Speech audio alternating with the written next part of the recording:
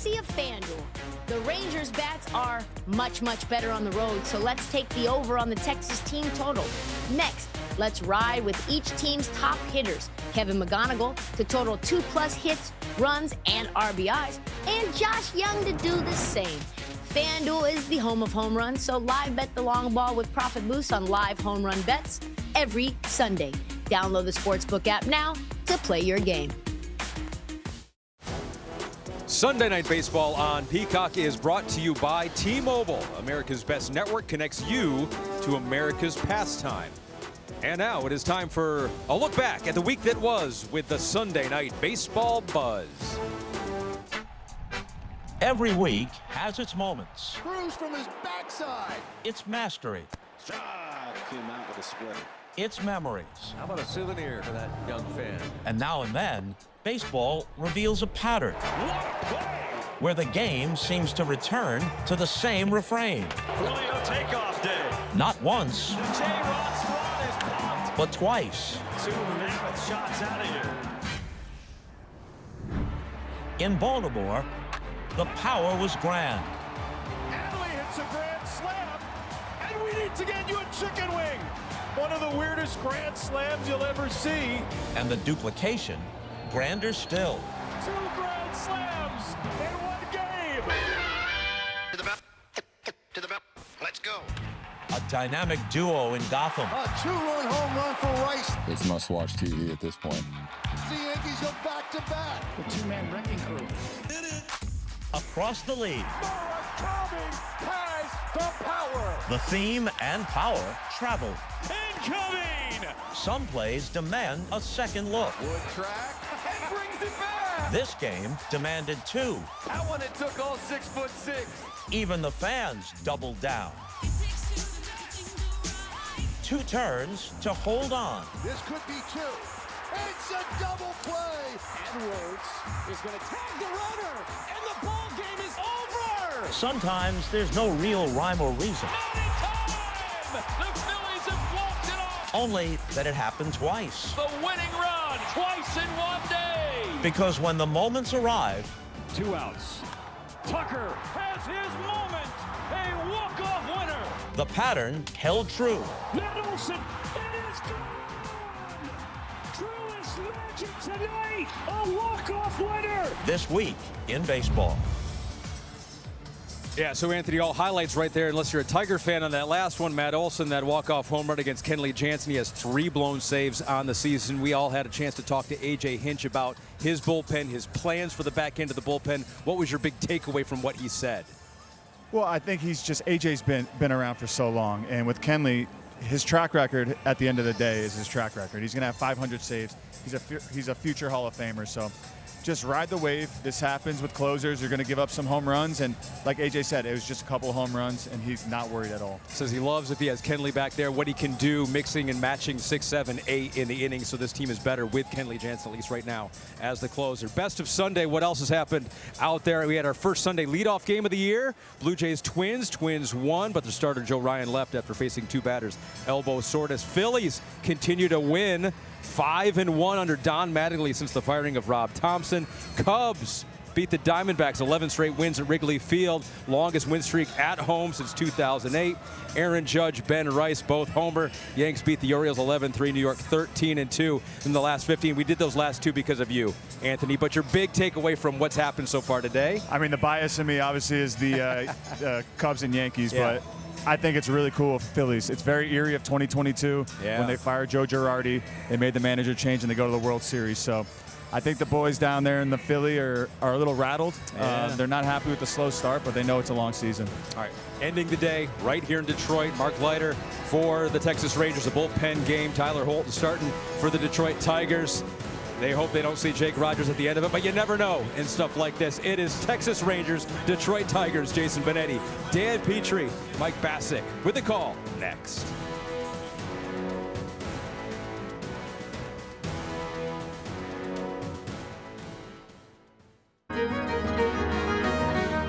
Welcome back, my friends, to the show that never ends. We're so glad you could attend. Come inside, come inside. Been waiting all day for the stars who come and play. Now we just gotta say it's been too long, been too long. Sunday night, the show's about to start. Grab your seat just like you're at the park. Rest assured the best are here tonight. Greatest show and a diamond under the lights. You gotta see the show. It's a dynamo. You gotta see the show. It's a rock and roll. Sunday night baseball. Rangers, Tigers. Well worth the wait.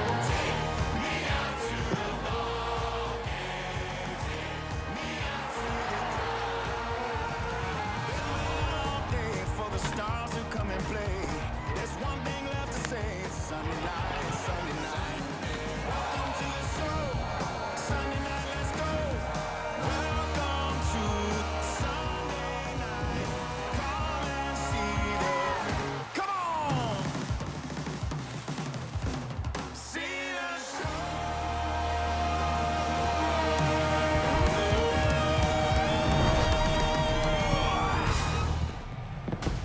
Tonight, the show arrives in Detroit. Welcome to Sunday Night Baseball on Peacock, presented by Capital One. All we know a month into the season is that we don't know anything about the American League West and the American League Central. Two divisions. The combined lead is 2 games for the leaders, for the Rangers and Tigers to chase. Thanks for joining us. As always, Jason Benetti with guys who know their clubhouses as well as anybody. Mike Bassick from the Rangers, Dan Petrie from the Tigers, 2 former pitchers. And we're going to start, of course, with the hitters.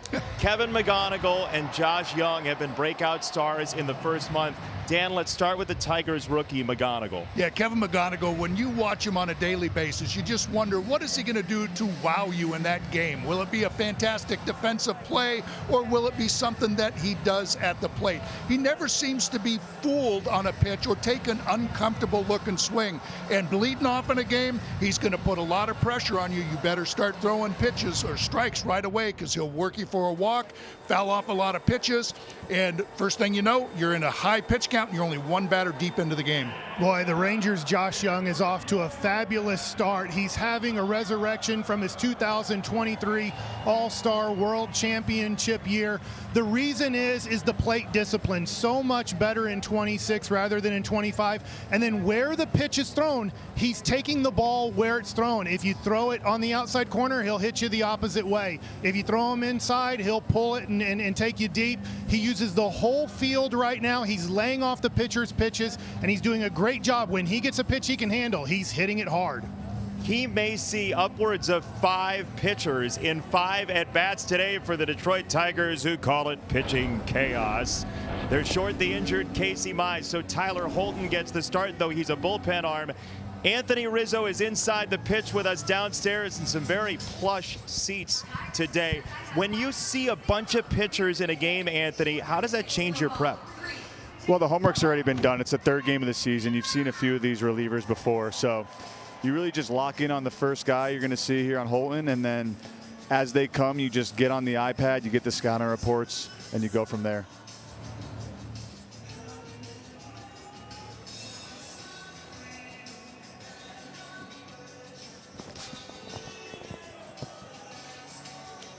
Let's give you the Capital One starting lineup for these Texas Rangers, who only saw 1 run cross yesterday. It's a team that's in the bottom 3rd in home runs this year, but they've been much better on the road so far this season. You see Young in the 4th spot. Andrew McCutchen is a key here in the 2 position, in part because they feel like he might see a couple at bats versus left-handed pitchers today with Holton starting. Yeah, that's the look is, and if another lefty comes in later in the game, he gets maybe another at bat because of Nimmo and Seager sandwiching him. Beautiful night for baseball in what has been a rather frigid series, but around 60 degrees at first pitch tonight. Tyler Holton is on the hill. He'll face Brandon Nimmo. It's the Rangers and Tigers, and we are underway on Sunday Night Baseball. Brennan Miller, the native of Virginia, has the plate, and Nimmo A 10-year veteran of the Mets, who New York certainly misses this year. The left-hander out of the great state of Wyoming swings through a sinker, 1-1. He's done a great job of this year getting on base and also with 2 strikes fouling off a lot of pitchers and making the pitcher work for that strikeout or the ground out. Certainly pitch count will matter for the Tigers. Tyler Holton, Dan, has been something of a Swiss Army knife for A.J. Hinch the past couple of years. Yeah, and he's no stranger to being an opener. He's opened 15 times or started 15 times in the last 2 years. But he's had some rough outings. He's given up multiple runs in 3 out of his last 4 outings. So this might be one of those appearances that really gets him going. Strong take by Nimmo on that breaking ball, 2-2. That cutter's a really important pitch for Tyler, especially to right-handers.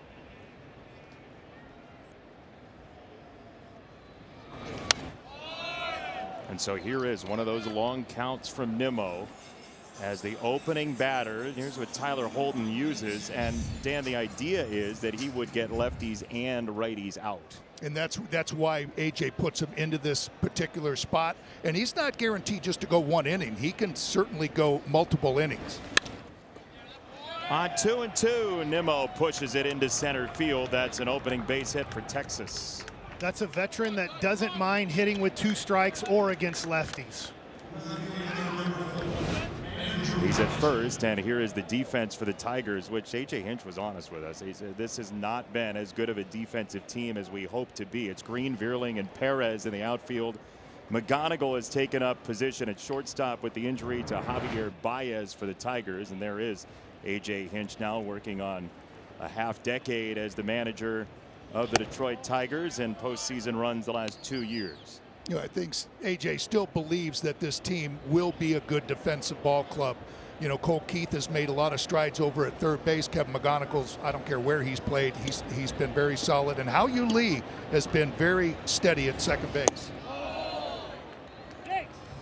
Check swing, no go, 2-0.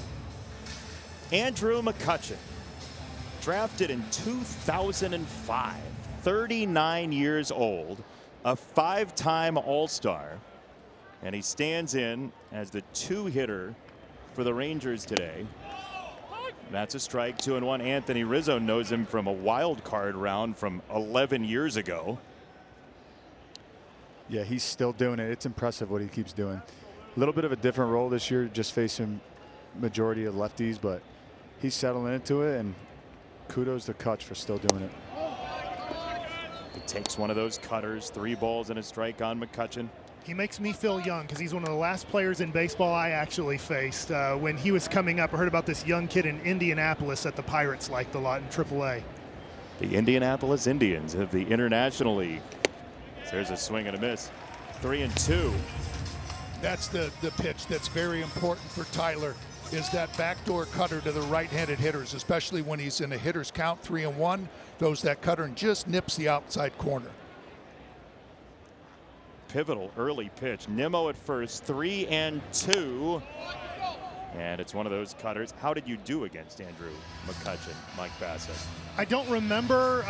Sure you don't. I do remember, unfortunately, I told my manager, Tim Foley, I got Craig Wilson. I know how to get him out. And then he hit a home run late in the game to beat us. So it's the last time Tim Foley ever asked me what I thought about facing a guy. Strong relationship.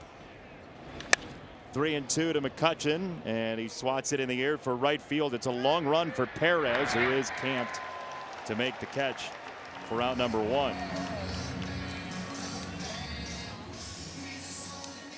So 1 down for Corey Seager, who's been around the block. He's 32 years old. He's seen the postseason in so many ways, and Skip Schumacher said to us before the game, he's the last person I would ever worry about in a clubhouse. His preparation for the game is like no other. He gets here early. He works so hard to be ready for each individual game. He takes a strike, 0-1. You were telling us, too, the other day that Corey Seager's played around with his stance a little bit, maybe has gone a little bit more open. He's switched during this series. At some at-bats, he's been open, and then here he's a little bit more square. I'd love to hear from Anthony on changing stances. Yeah, I think as a hitter, you're just constantly searching for that feel. And maybe against the lefty, he's staying a little more square to stay in there more. But with Corey, just hearing him and knowing him a little bit, he's so meticulous with what he wants to do at the plate. He always has a plan when he's up there. How meticulous, Anthony? From what I've heard and just talking to him a little bit, I mean, he knows when he's right, and he's always searching for that constant slot. But he's usually aggressive. I like the takes. It seems like early on this entire lineup is trying to grind them out. 1-2, wave and a miss on a breaking ball from Holton, and 2 gone.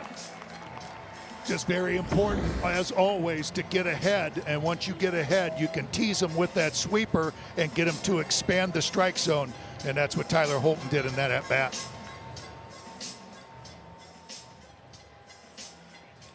So 2 down, first inning for Josh Young, and that is going to be it for Tyler Holton.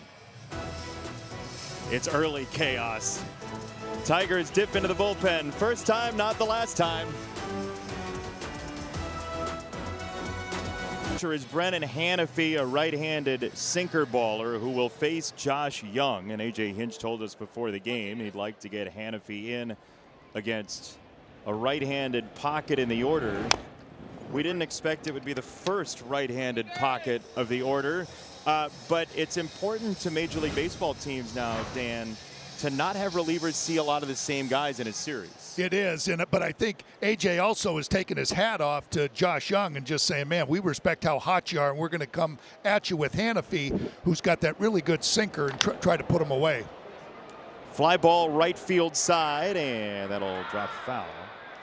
So this graphic shows you who's seen who in the series. And that's what A.J. does. Even though he's going to have to use a lot of pitchers in this game, because Brennan Hanafy pitched in Friday, he says, you know what, I want to try to pick a pocket where he's not going to face the same hitters that he did already in the series. So he's going to choose the hitters that he'll say, oh, I'm going to keep him in for just this spot, just one at bat, and that's it.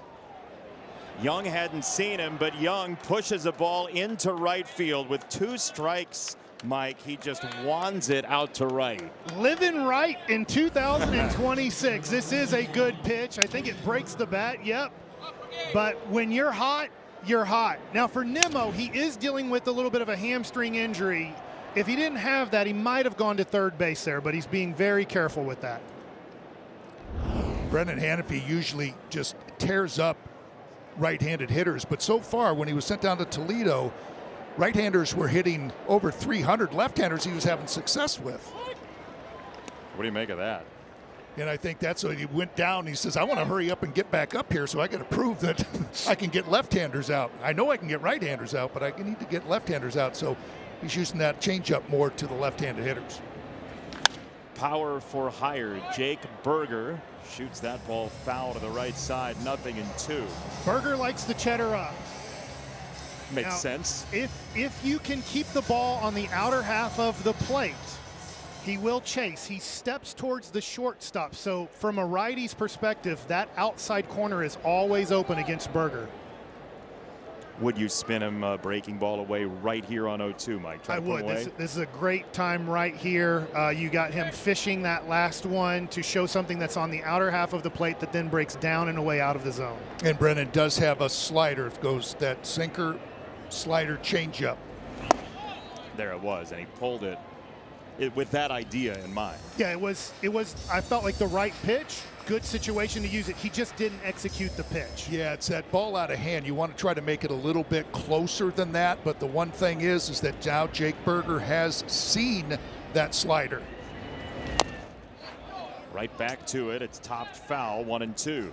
That was a good job by Berger fouling off that pitch. That's really all he can do with that pitch. He's hoping you hang it on the inner half of the plate. If you do, he can make this game 3-0. If not, you should get an out. And then Brennan Hanafy sometimes will throw that swing back sinker on the outside part of the plate, hoping that Jake Berger would give up on it. That's that pitch you're talking about, and he just got a very small piece of it. He actually got less of it than Rogers caught behind the dish. But this is what you're talking about, Dan. Yeah, and well executed. And nice job by Berger to get a piece of it. A lot of times hitters will give up on it because it moves so much. that they'll say, well, you threw me a slider. I'm going to let that go because I think it's another slider, and it comes back and catches it, but Berger did a nice job to get a piece. There's the slider. There's strike three. Hannafy does execute, and we are scoreless through a half inning in Detroit.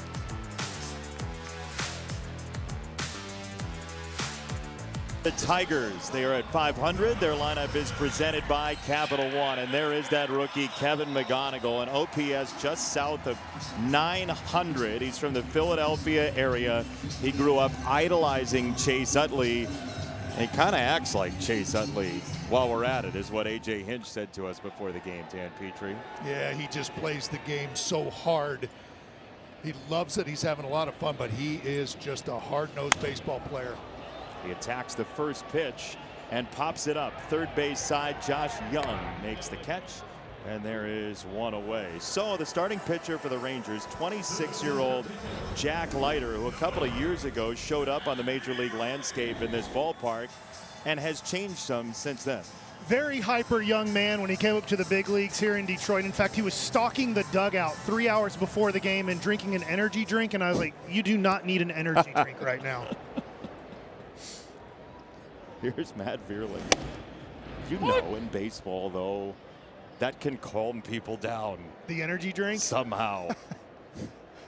He was very excited. Much more mature here in 2026 than the first time in 2024. 0-1 to Matt Vierling. 0-2 on a Tigers utility player who plays infield and outfield. But Leiter this year, lefties, no matter how you look at it, through one camera or two, lefties have had a better season against him than right-handers. Last year he got the kick change going in the second half of the season, which was great, and it stayed good arm side. This year he's pulled that a little bit, and lefties are taking advantage. The Tigers have 3 left-handers in the first 4 batters. This is a Tigers team that stole 4 bases yesterday, but you see those splits, they're pretty massive. And the Tigers thrive on opponent's splits. That is a hot fastball to the top of the zone from Leiter to strike out Vierling. From a right-handed perspective, this is one of the best high fastballs in the game. I think a Wu with Seattle, who has a great one too, but when Leiter gets ahead in the count, he can really bully you with that fastball at the top of the zone or above it. That fastball's got that large induced vertical break, and that's why it just has that jump right at the end and the hitter swing right underneath it. Here is Colt Keith to take a strike. Dan, for the uninitiated, the induced vertical break meaning? Just that it doesn't sink as much as they do. It's coming at you, and you think it's going to sink and go right into your bat, and it just stays true and looks like it almost rises when it gets to the plate. Anthony Rizzo's down there. He's like, there is a reason I retired. No doubt. These pitchers right now, especially Jack coming out throwing 98, establishing that fastball. I would look to him to go back to it here again and just keep establishing the fastball against these guys. Anthony Rizzo inside the pitch with us today. You see those left-handed splits, Anthony.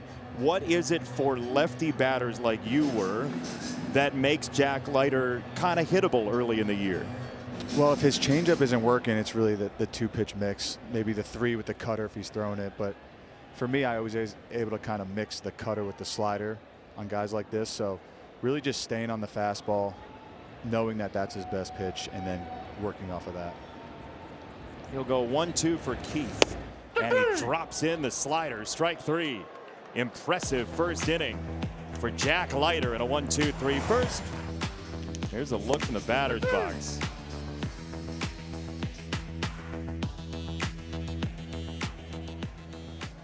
2-2, America's pastime. And our pastime here in Detroit today is there's a strike from Brennan Hannafy to Evan Carter. Something about first inning pitching changes on NBC networks today. The Joe Ryan injury in our opening Sunday leadoff game of the year. He went just 2 batters, and he's being evaluated for elbow soreness. The ace for Minnesota. Big news in the AL Central. And then the Tigers go 3 batters with Tyler Holton, and Brennan Hannafy came in to clean up the rest of the top of the first.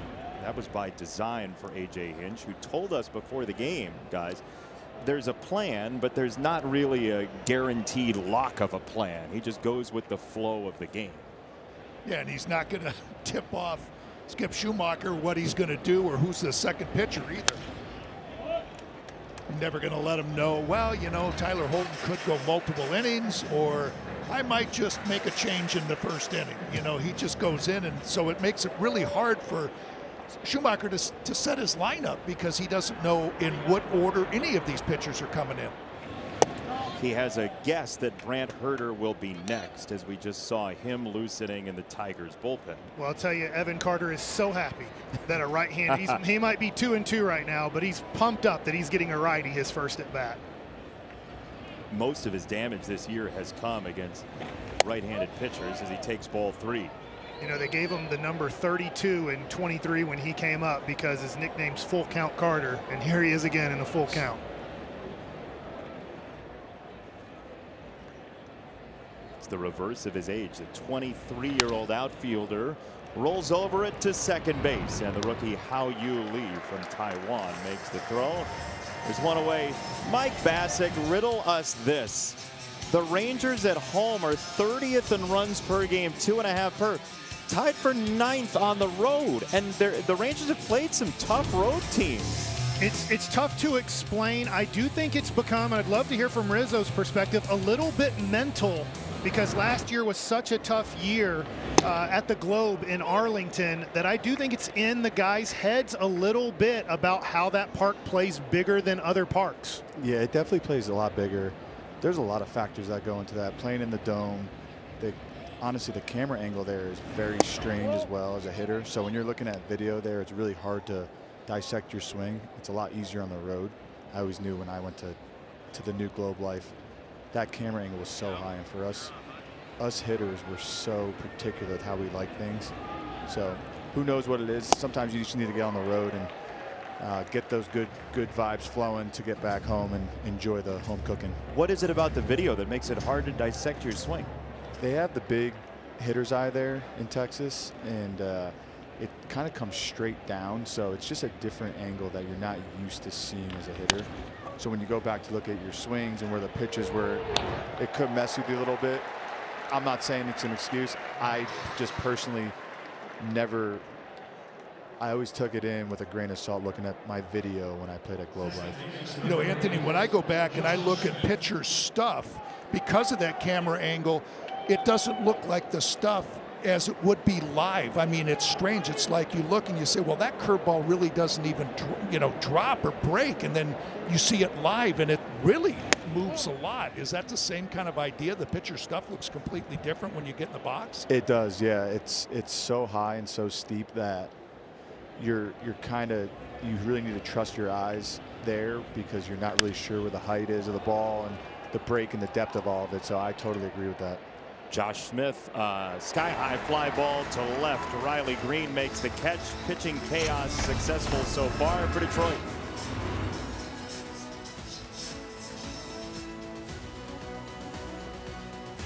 Came in this ballpark. It was April the 18th, 2024. He got staked to a 4-0 lead, but then Javi Baez a base hit. Riley Green tripled against him. Kerry Carpenter tripled against him. Spencer Torkelson hit one to the alley in left field, and Leiter was out after 3 2/3 in a high-scoring game. But again, that first inning he just showed was high voltage.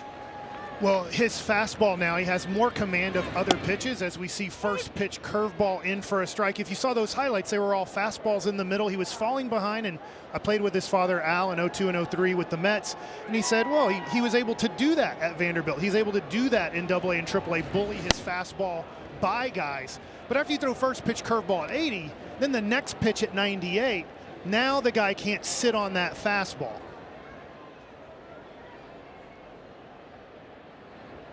0-2 to Riley Green, and he clips it in and out of the glove of the catcher for the Rangers, Higashioka.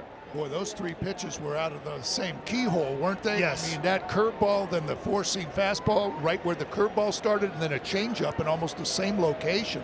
I know that he wants that changeup to dip more. That one stayed up a little bit too much with 2 strikes. fastball buzzsaw inside of the hands to Riley Green, the two-time All-Star. Dan, do you think he has him set up here? You know Green well. Change up down and away here? You know, I just saw something from Riley Green. He's been laying off that high fastball.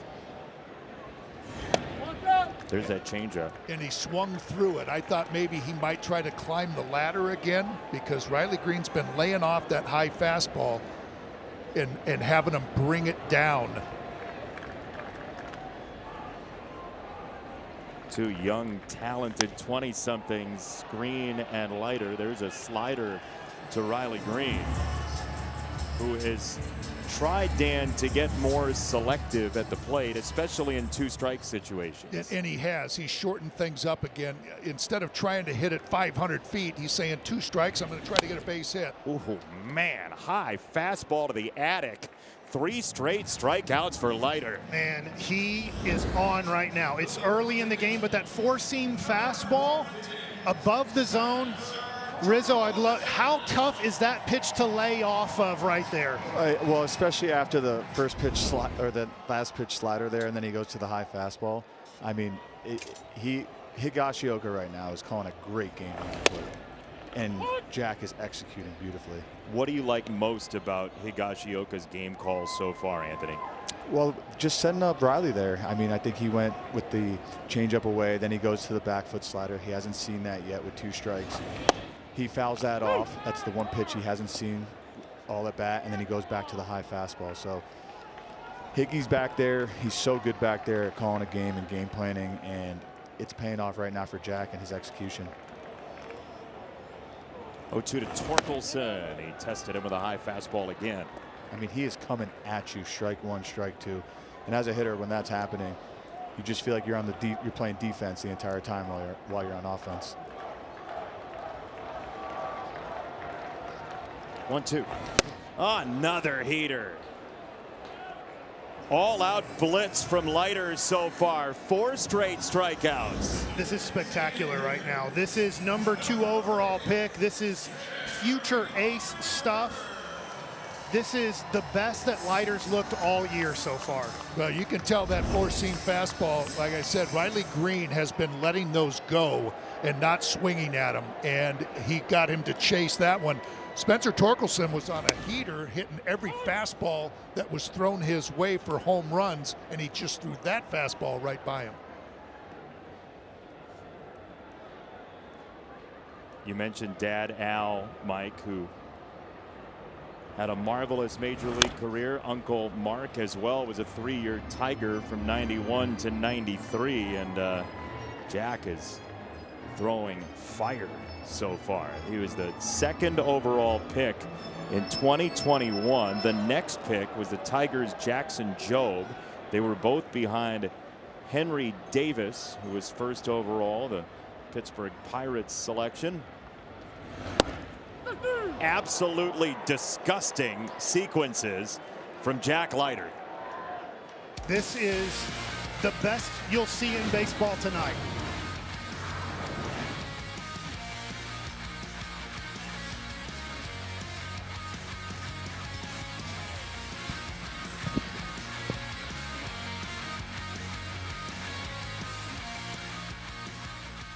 Manager of the Texas Rangers, 6 batters, 5 strikeouts for your starter, Jack Leiter. What of all of that impresses you the most? He's throwing strikes at the top of the zone. He's got a real power fastball that he's really effective when it's strike 1, because the result of the changeup is even better.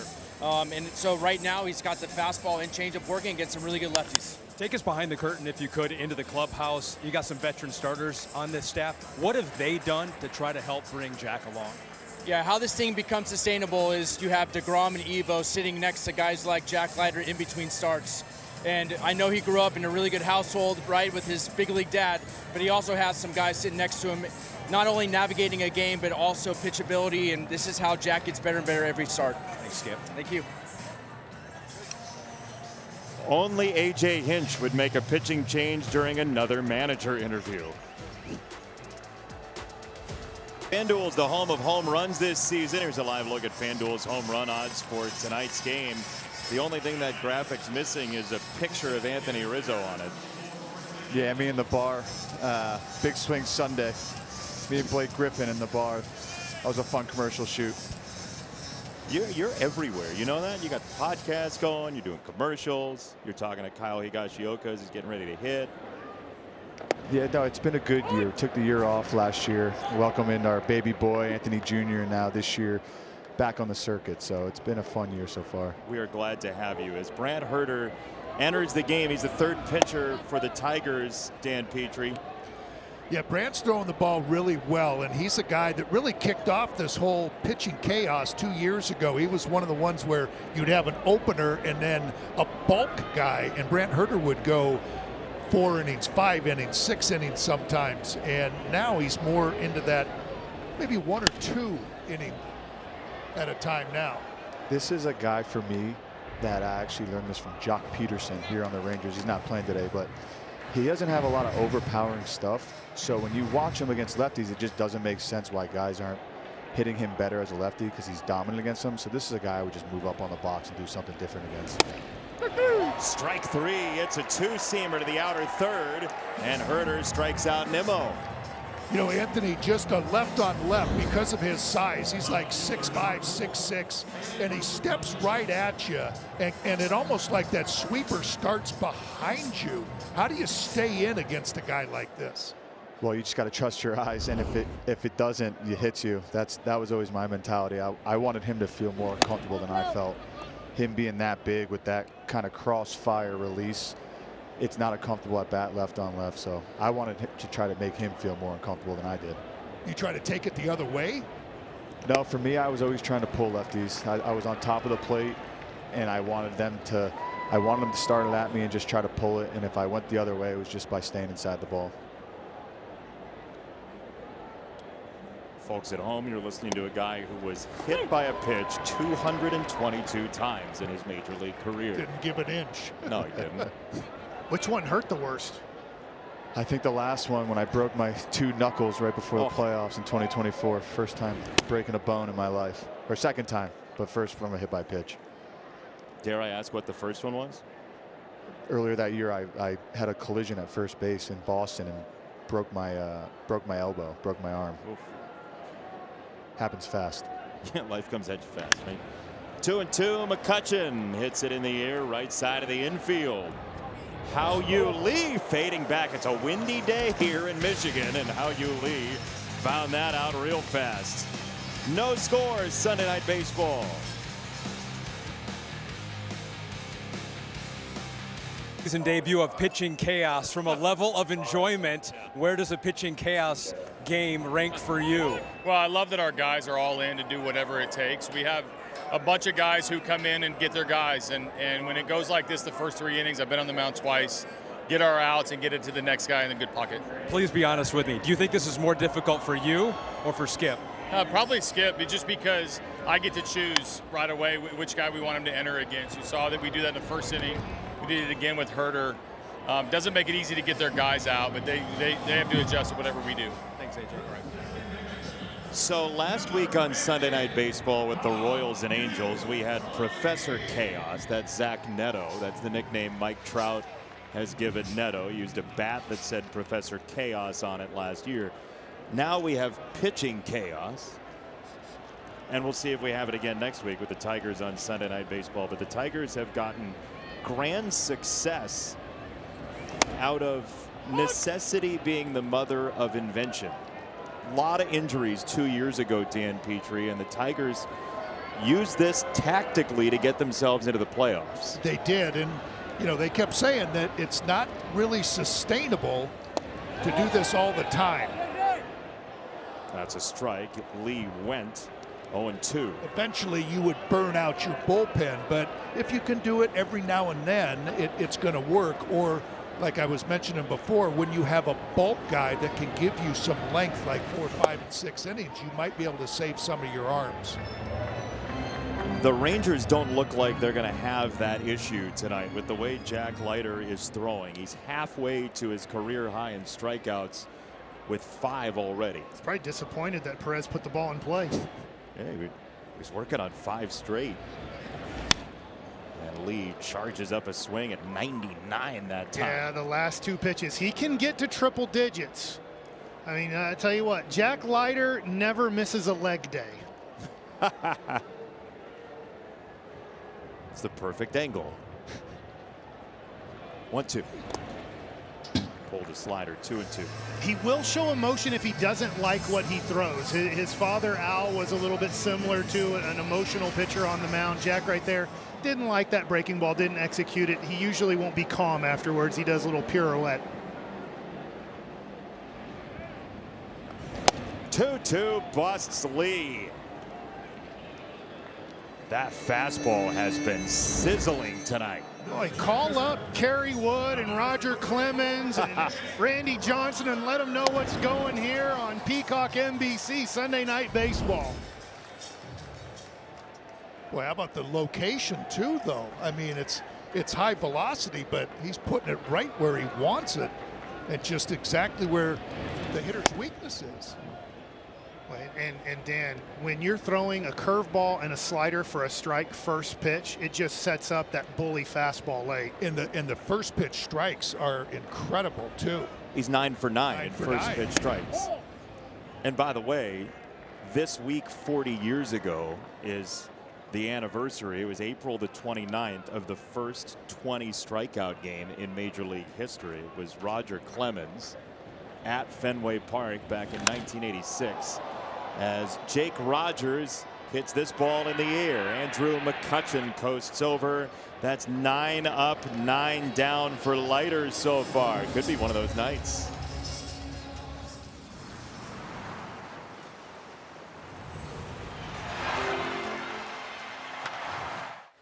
The beach. To Corona, she isn't just a place. She is an element. And with salt and spray, she shoves us relentlessly into the present. That's what's inside every bottle of Corona. So no matter where your journey takes you, with just a squeeze of lime, the beach is always closer than you think. Corona, La Playa awaits. Starting the game. That's the way we broke it down. And the Tigers are pretty well at 500 in those quote-unquote bullpen pitching chaos games. And you know, you think about the overall record in the league, Dan, compared to that, to stay afloat when you've had pitching injuries like this has been a bit of a superpower for this Tigers team. I would have thought that record would have been a little bit better, and maybe it wasn't quite as good last year, but just seemed like in 2024 it was a strategy that really paid off and kind of shot them out of nowhere to come in and get the wild card. There's strike 3 very quickly to the 2-time World Series MVP Corey Seager. Brant Herter mows him down. Well, there's that Anthony Rizzo talked about. How do you hit that thing? That starts behind him. I mean, it's behind him and keeps sweeping, and it hits that outside corner. Yeah, the deception, it looks like, is just unreal with his extension and everything. So, like I said, this is a guy, a lefty, that is so dominant against lefties. I would move up in the box, I'd move off the plate, or I'd move on top of the plate, depending on how I was feeling that day. This popped up first base side. Spencer Torkelson on the run, and he fades into fair ground and sticks the landing. 2 down. It's the type of day in Michigan where your patio furniture gets knocked into the front yard, and Torkelson lived all of that on that adventure. That's a tough angle for a first baseman. It's a really nice play. I thought Josh Young was going to get lucky there and get another hit in this game. I love how he put his head down, torque there, and just ran to a spot and then peeked back up to see where the ball was. Why does that matter so much, Anthony? You know, a lot of times on those plays, that wasn't as do or die, but you just got to put your head down, run to a spot, and you know where the ball is off the bat as an infielder. So sometimes guys get caught up with just looking at the ball the whole time and kind of spin themselves around. And I think he also knew that ball was going to come back a little bit too, so he didn't go all the way towards the stands, knowing it was going to bring it back towards the line, so he got in that good position. Our director, Corey Newmy, found every flag in a 5-mile radius around the ballpark as you guys were talking, and they are going crazy. Straight winds about 20 miles an hour, and there are the remaining flags that we didn't see. And then round up. Beautiful setting for a Major League Baseball game here in Detroit.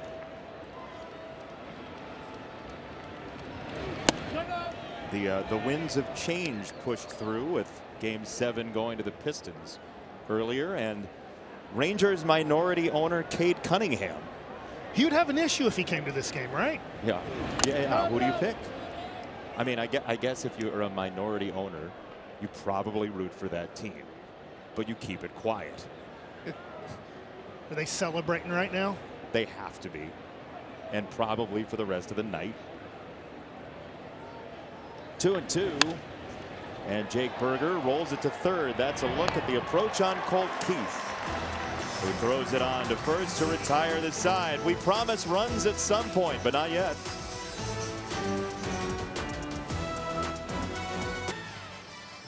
You know what that music means. The NBA playoffs presented by Google. How about the 76ers all the way back against the Celtics last night? Tyrese Maxey ended up with a ball in his hands. They will take on the New York Knicks. Timberwolves Spurs. Some good news on Anthony Edwards. Looks like he's questionable for Game 1.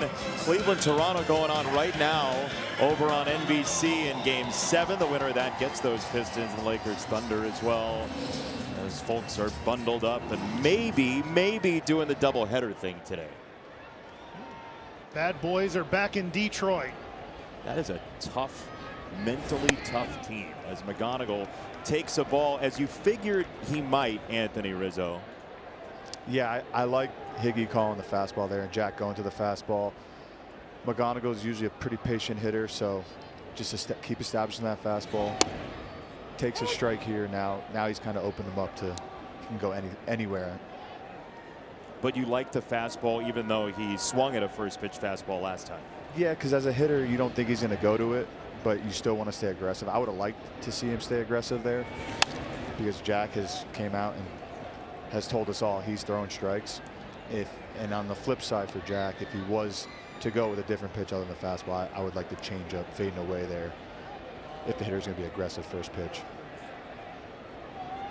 I do think the Tigers now, second time around, will be a lot more aggressive against Leiter. On the fastball specifically or overall? I just think overall he's pounding the strike zone. So you're in there second time around. You want to stay within your approach, but sometimes you have to audible real quick in this game. And Jack's pounding the strike zone. 1-2 to McGonigal, and he takes up and out on one of those changeups. 2-2. This is where Kevin gets really good, though. As hard as Leiter is throwing, he can still see that ball really deep and foul a lot of good pitches off. Any of those secondary pitches, he just sees it real well and stays up there a long time. Another lazy fly ball. This is Ezekiel Duran, who was originally scheduled to play right field. A late switch had him in left. Members get even more during the Xfinity Members Celebration. Get exclusive experiences only with Xfinity now through May 10th on the Xfinity app. It's such a good celebration, it's hard to focus. That was an ad-lib. One down for Vierling. 10 up, 10 down for Texas's Leiter. Okay, you played with Dad Al. Yes. Compare and contrast the two. Well, you know what's funny is Al was such a cutter in to righties guy. Not much of a changeup guy, but he did want to bully that fastball. He didn't have Jack's fastball, but he had a good fastball. It's pretty much fastball cutter.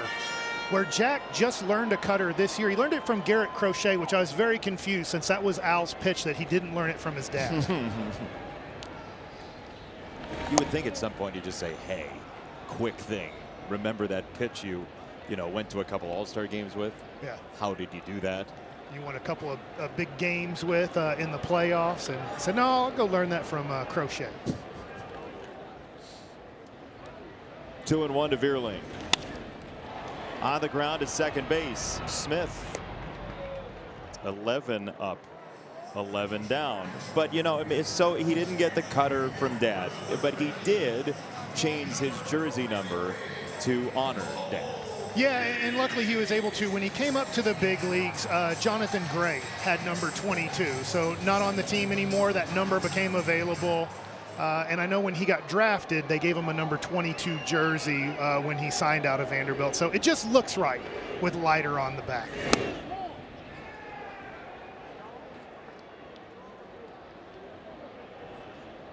Did you wear your dad's number? No, whatever number they gave me, I was just so happy to wear, and then just really hope they wouldn't call me back into the office, because it was never positive news when I was in the big leagues and they called me in the office. And I would always... We have an ABS challenge. It's powered by T-Mobile. It's a strike for now. Colt Keith challenges for the Tigers, and it is a strike. That call is confirmed. Detroit has 1 challenge remaining. These are 2 teams that across the league have not been a high-frequency challenge group. But Skip Schumacher said after 7 of 10 games, he felt like they were under-challenging. They've pushed that number up. A.J. Hinch's team has not challenged much at all by fielders, a little bit more by batters. But it does feel, guys, like the league is trying to challenge more. Yeah, and it's tough. It's a new rule, and then you're worried about probably Rizzo. I don't know if upset's the right word, but your batters later in the game if you use one early. Center field. Hold that thought, Anthony. We are playing speed baseball here tonight. No score to the 5th.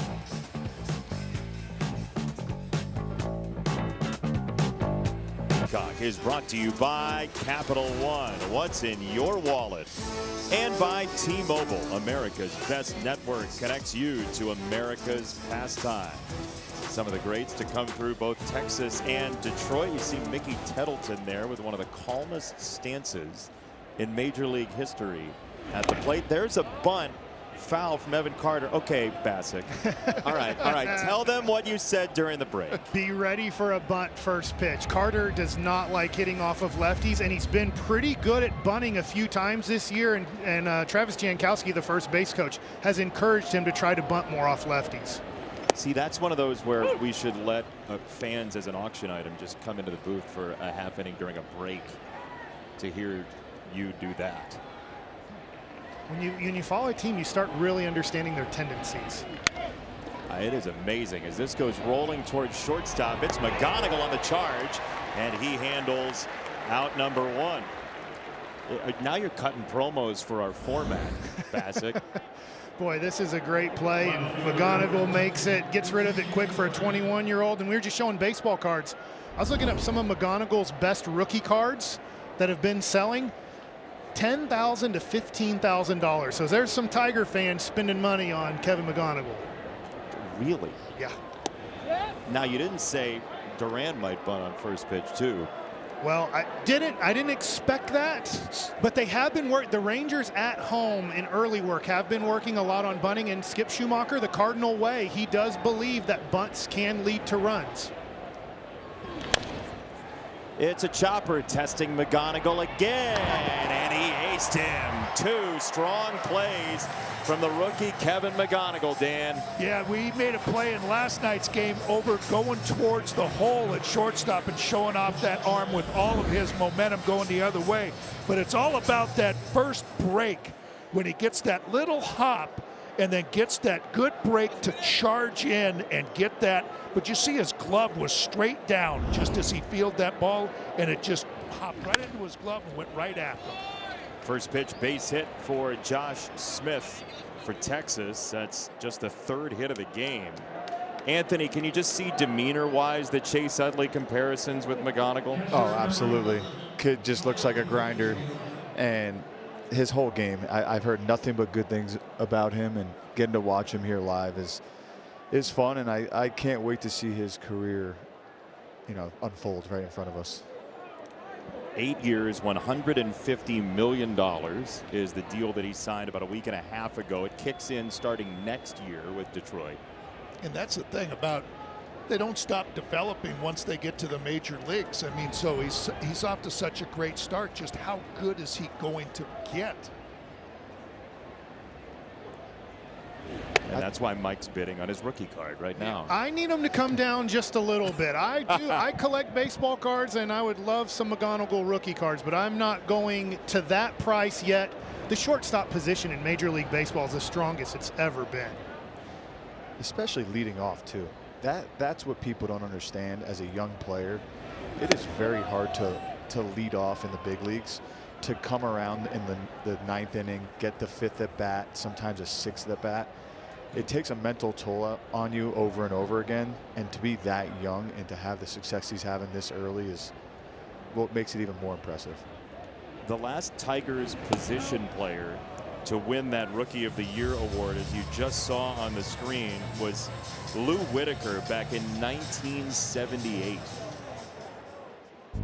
Yeah, you know Lou. I was going to say, I remember everything that was he was so good in the minor leagues, won the Florida State League MVP, and just carried it right with him all the way up to the major league level. And he had a pretty good long career, and I'm sure Kevin McGonigal would take 19 or 20 years just like Lou Whitaker. Yeah, for the younger crowd that's watching this game, Dan, Lou Whitaker was blank. Fill in the blank. Lou Whitaker is a Hall of Famer. How about that? Yeah. Not was. Yeah. Lou Whitaker is a Hall of Famer, and he's not there yet, but I just believe that eventually it's going to happen.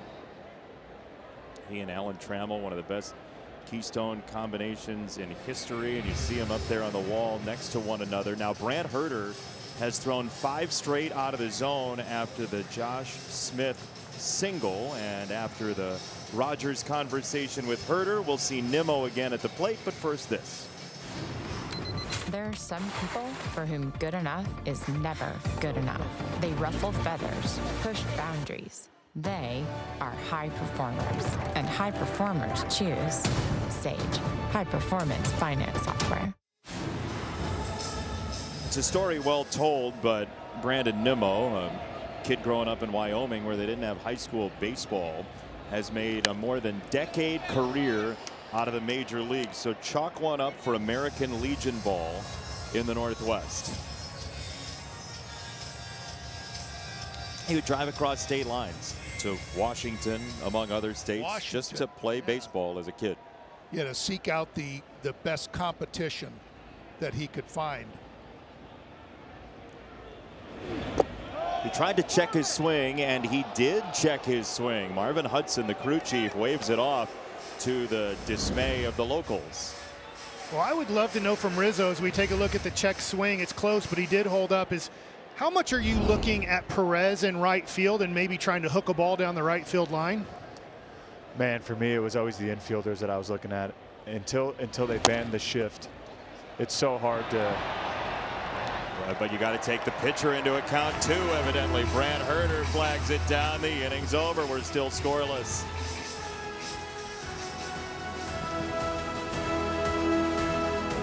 Hudson's batter up odds for plate appearance number 2. He could be the first Tiger to reach base in this game as Riley Green takes a ball outside. It's 12 up, 12 down for Jack Leiter, who's thrown under 50 pitches so far. That was his 49th through 4 clean innings. Well, this was needed from the Rangers' bullpen perspective. Now, they have an off day before they play the Yankees on Tuesday, but Gore and Rocker short appearances in this series. Kumar Rocker just a couple of innings yesterday, forcing Skip Schumacher into the bullpen. Now 3-0 on Riley Green. This is the first 3-ball count of the night for Jack Leiter.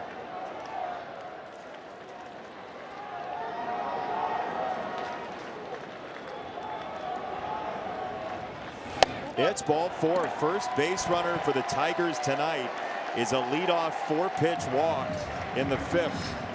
You know, I just wonder, Mike, now that he's just the first base runner, now he's in the stretch. Yeah. You know, let's see if, you know, it's been 5 innings now.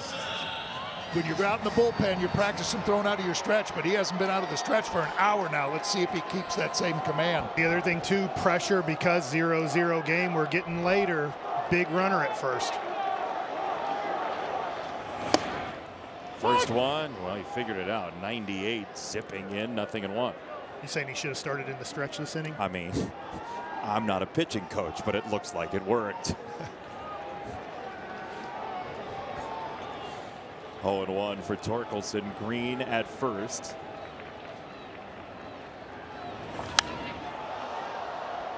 Oh, and 2. Dan, you've seen these two guys grow as not only first-round picks, but also very good friends in that Tigers clubhouse. Yeah, and I think Riley Green is maybe being a little bit successful because of Kevin McGonigal. Maybe a little bit, everybody's focusing the attention on him, and Riley can just relax and go out and play. And then Spencer Torkelson got off to that rough start, hadn't hit a home run in a while, and everybody was asking, where's the power, when are you going to hit that home run? And he had somebody to really get close with in Riley Green and just remind him, hey, they're going to come. Just make sure you trust your approach. Stay with that approach. Don't keep searching. Torkelson drills it. Deep left field, it is gone. 2-0 Detroit.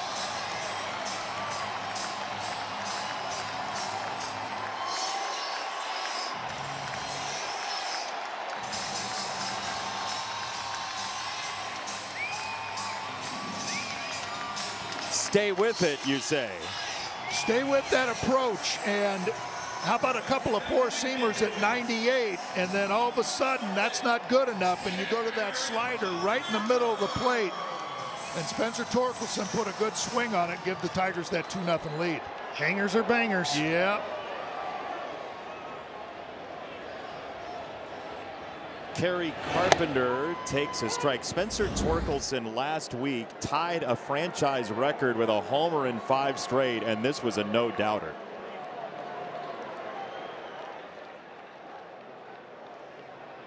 Those are ones you can't miss when you get them, especially with 2 strikes.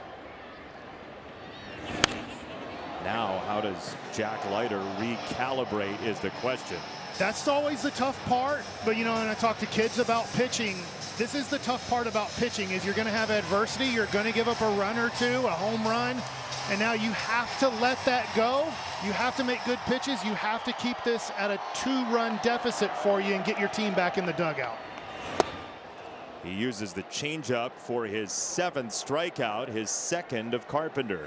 And I'd like to know too is it just seems to me, and I've asked a lot of the guys in the Tiger clubhouse about the 0-2 count. Like we used to kind of waste one or try to get them to chase a little bit. Not anymore. It gets to 0-2 and they're going right after him. And Anthony Rizzo, I don't know, when somebody got to 0-2, did you find that they nibble a little bit, or did they come right after you like Leiter did right there to Torkelson? Yeah, it really just depends on who the pitcher is, his makeup, what he's trying to do, what he's trying to establish in that game. So it really goes case by case. But for me as a hitter right there, I'm just coming back to the dugout telling the boys, why would he throw that pitch to me? He had me set up on the fastball or different pitches. So there's a lot of times as hitters you go back to the dugout saying, thank you that he threw that pitch. And I think that's one of them for Torque right there. Yeah, that's the thing about, you just threw 2 really good fastballs, and then it's like, well, I'm gonna trick them now instead of just staying with what works. Wencel Perez hits a dart to right and a dive by McCutchen. What an effort! And those 39-year-old legs are still cooking. Well, that man worked very hard, and he wanted one more chance in the big leagues. He found it with the Texas Rangers. And in right field tonight, a late change from left field to right field, a diving play for Andrew McCutchen. Take that, Age. Gosh, that gives me some PTSD. Back to my Cubs days. You have that happen once or twice? Oh, man, when he was playing center field, he chased down everything. Especially at PNC Park. How about this read, Riz? I mean, he's been doing it for years. It's what he does out there. It's just, I don't miss that. The despair in your voice is really impressive. Because it hurts. Because you do everything right there as a hitter. You put a good swing on the ball, and then you have McCutchen come out of nowhere and make the diving play. Now, when you go back to the dugout on that one, what do you say to the guys? Don't touch me. Don't tell me good swing. That's a check swing and strike 3 for Hao Yu Lee, but Spencer Torkelson flips this game. They call them torque bombs in Detroit. This one was detonated for the first runs tonight. 2-0 after 5.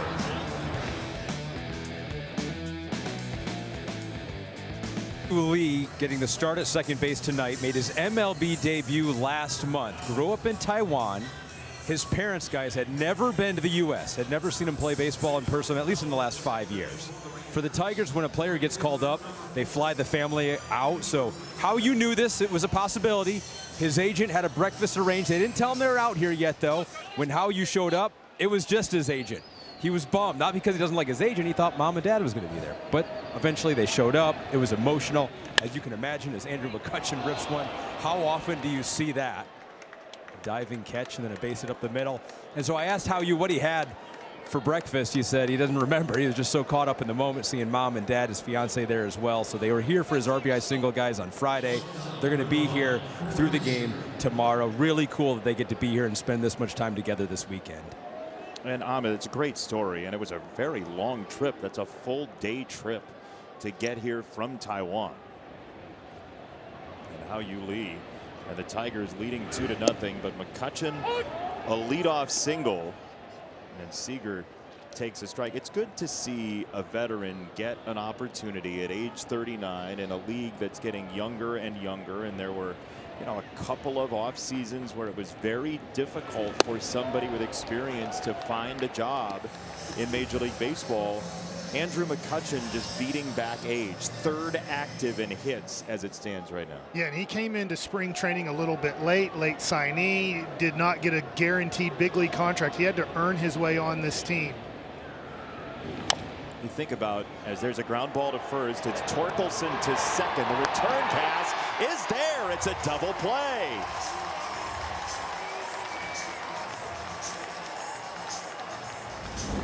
Spencer Torkelson is really good at finding this lane. You can see that McCutchen runs way up onto the grass, but Torkelson could still find that lane over his left shoulder. McGonigal with that right over the top flip to first base to just get Corey Seager. It's a beautiful look from our crew and exactly what you're talking about. Brant Herter is done. The Tigers still have a 0 on the board for Texas.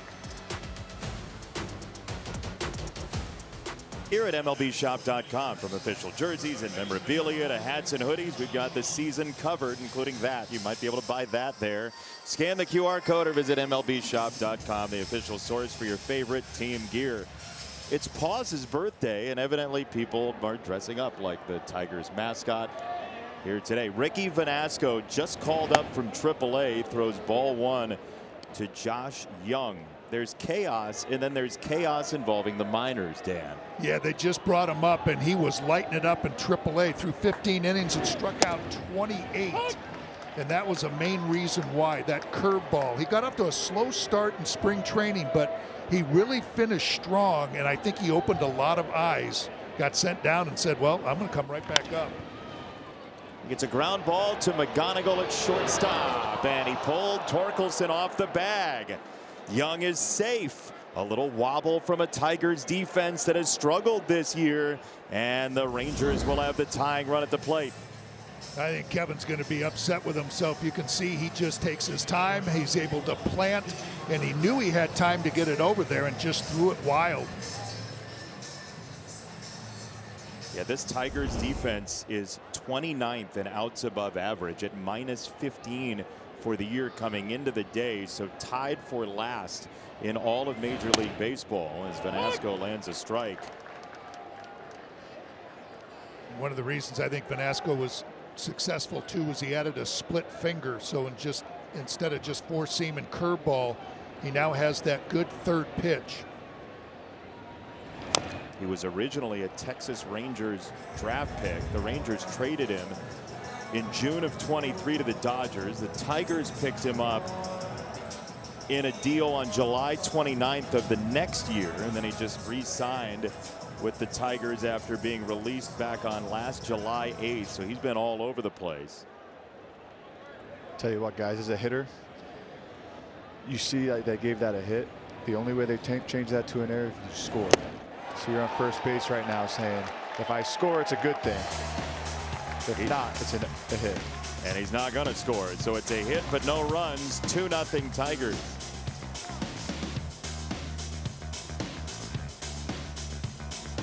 Here at Comerica Park. Swing by Capital One Cafe, Part Bank, Park Cafe.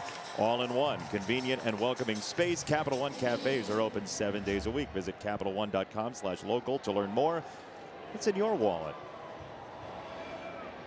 Bottom 6. Tigers 2, Rangers nothing. It's the rubber match of 3 here on Sunday Night Baseball between the Tigers and Rangers. Detroit half game back in the AL Central of first place Cleveland, who lost earlier today at the Athletics. Texas in an American League West that's currently led by the Athletics. The Mariners are a game and a half back, but lost 3 in a row to the Royals, and that division, Mike, is just kind of figuring itself out. Yeah, somebody will probably break out, but I don't think it'll be till the second half. I think there's going to be teams jumbled up around 500 at the All-Star break there, which I think does make it hard on general managers if you're around 500. Are we good enough to push, or are we a 500 team? Well, especially with what the National League has done to the American League this year. The AL Central is pretty similar to this that we're seeing in the AL West right now. And so as Rogers slices this ball to center, that's down, and it's past the diving Carter. Catchers running on Sunday Night Baseball. Jake Rogers churns the legs into a triple.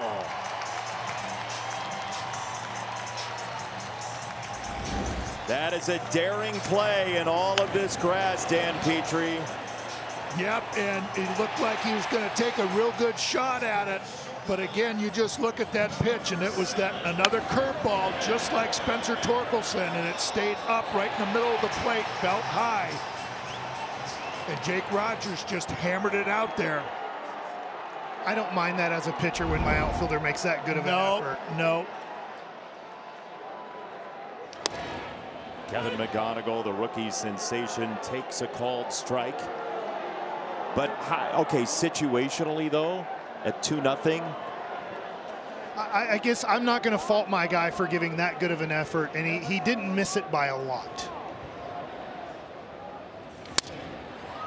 Shattered bat down the left field line at foul 0-2. I'm way more mad at myself for hanging a breaking ball there. Yeah. It was close. And he is grading out as the Rangers' best defensive player this year.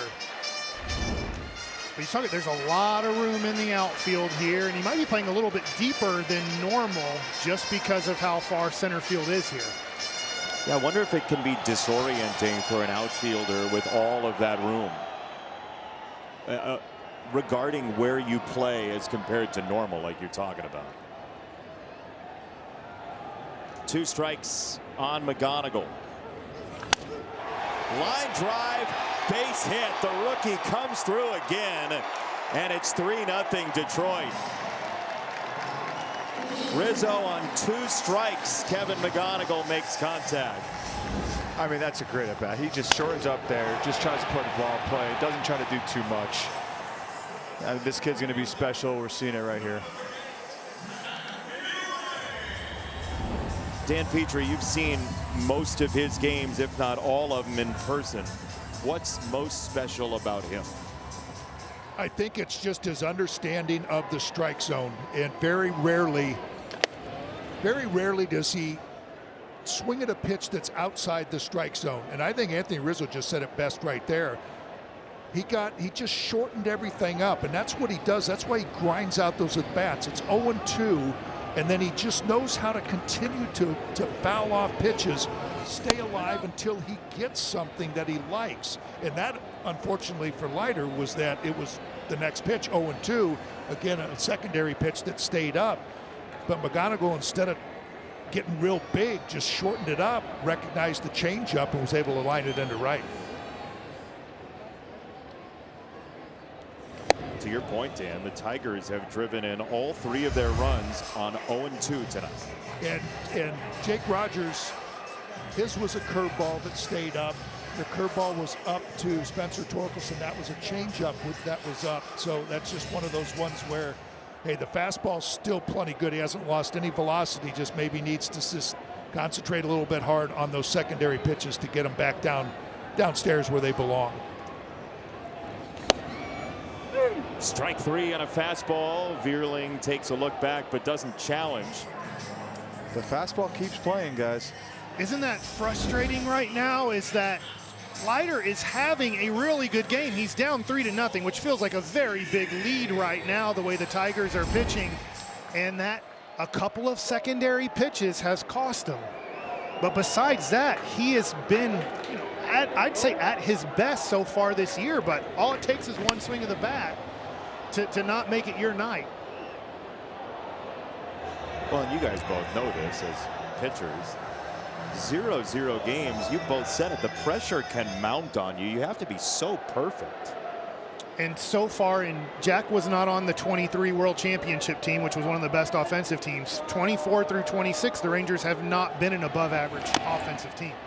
Big chopper forcing Leiter off the mound, and a bare-hand peg is nasty. What a play.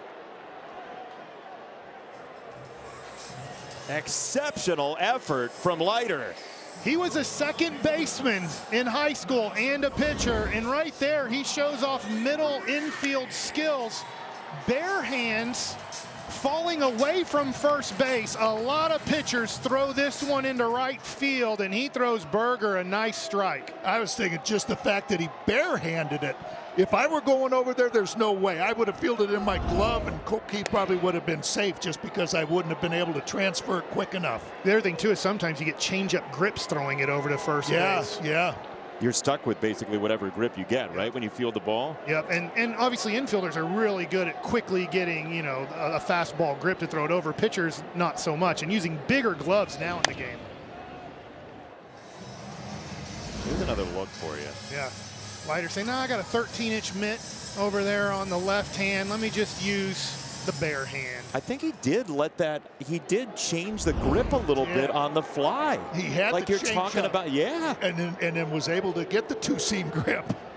Well, you know, pitchers, athletes. Watch this again, exactly what you're talking about. I think he rolled it in his hand here a little bit. Yeah, so he has a palm ball. Gets the thumb underneath it and gets a good grip on it and throws a fastball. That looked like he even was able to get a four-seam grip on it, not even a sinker.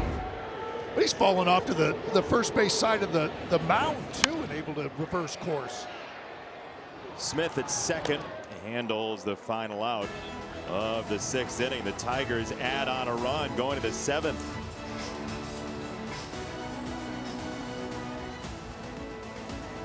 For baseball and softball players ages 7 to 14 host a local competition in 2026 and give the kids a chance to make it to the national finals of the 2026 World Series. Visit pitchhitrun.com or scan the QR code that was on the screen. Just have to roll it back a little bit, then scan the QR code or visit pitchhitrun.com. You saw all the mascots here for, there's your QR code. See, all I have to say is QR code. It shows up on the screen. Well-oiled machine here on Peacock Sunday Night Baseball. Carter hits it in the air to left. That is Riley Green. And there's one away. More after this. Let's take a look at Capital One checking accounts. We're talking no fees, no minimums, just one question. What's in your wallet? So it's Paz's birthday, the Tigers mascot today. Yesterday was Sarah Lang's birthday, the great Major League Baseball statistician, the most curious person in America, Sarah Lang's. So happy birthday to Sarah. And Sarah has texted in during the game watching the telecast because she's always curious about something, and says that the most outs created by a fielder against Anthony Rizzo was Billy Hamilton for any outfielder, but second in all of baseball is Andrew McCutchen, as this is lined down the left field side, and Duran will have extra bases for Texas. It's a one-out double here in the 7th. But to finish the story real quick, Rizzo, you were on it. Andrew McCutchen did take a lot of your hits. In fact, the second most of any outfielder ever. That hurts. It really does. The feeling came back right away, seeing him make that diving play, and now to reiterate that he's the second one in the league, second most outs he's taken away from me, just leaves me thinking what could have been, right? Oh yeah, that so many gaps in your career resume. I won't let you answer who did you hope you hit it to in the outfield in the major leagues. The Kyle Schwarber. Yep. 1-0 on Smith from Ricky Vanasco. The Rangers have yet to score, but this is a threat certainly, as it's 1-1 on the 8-hitter Smith, who's 1 for 2 in the game with a single in the 5th.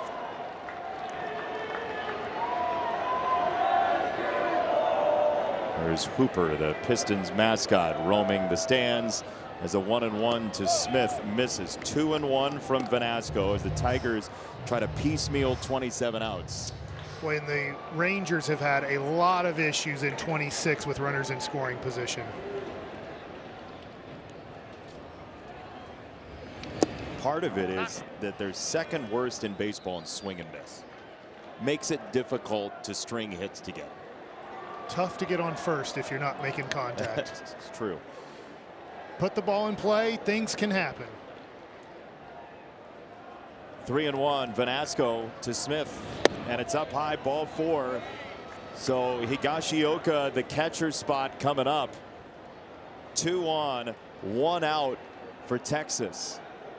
It's a great sign if you're a Rangers fan or you're in the Rangers clubhouse right now, seeing Josh Smith. 2 hits yesterday, hit today, a walk today, after having a few days off for a little mental reset. So the broken bat hit yesterday, I was saying it could do wonders, and he's on base again twice today, helping start a rally. And now Rogers goes out to talk to Vanasco.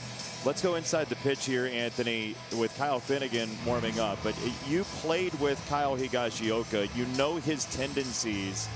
2 on, 1 out. Where's his mind here? Well, after a mound visit like this, you know he's going to try to pound the zone here. So he's sitting fastball. If he hangs that slider, I could see him ambushing both. So he's an aggressive hitter. I could see him going after the first pitch, but it has to be right in his zone. Which would be where, Anthony? I mean, I think for every hitter, it's middle, right? So when someone's in trouble like this, I think you need to shrink your zone a little bit and not expand and help them out. 2 on, 1 out. Higashioka takes a strike. Now that was inner third. Yeah, he's probably looking for something up there, or he was just seeing a pitch to see if he can settle in. It's a young pitcher on the mound. 0-1. Twisted foul, 0-2.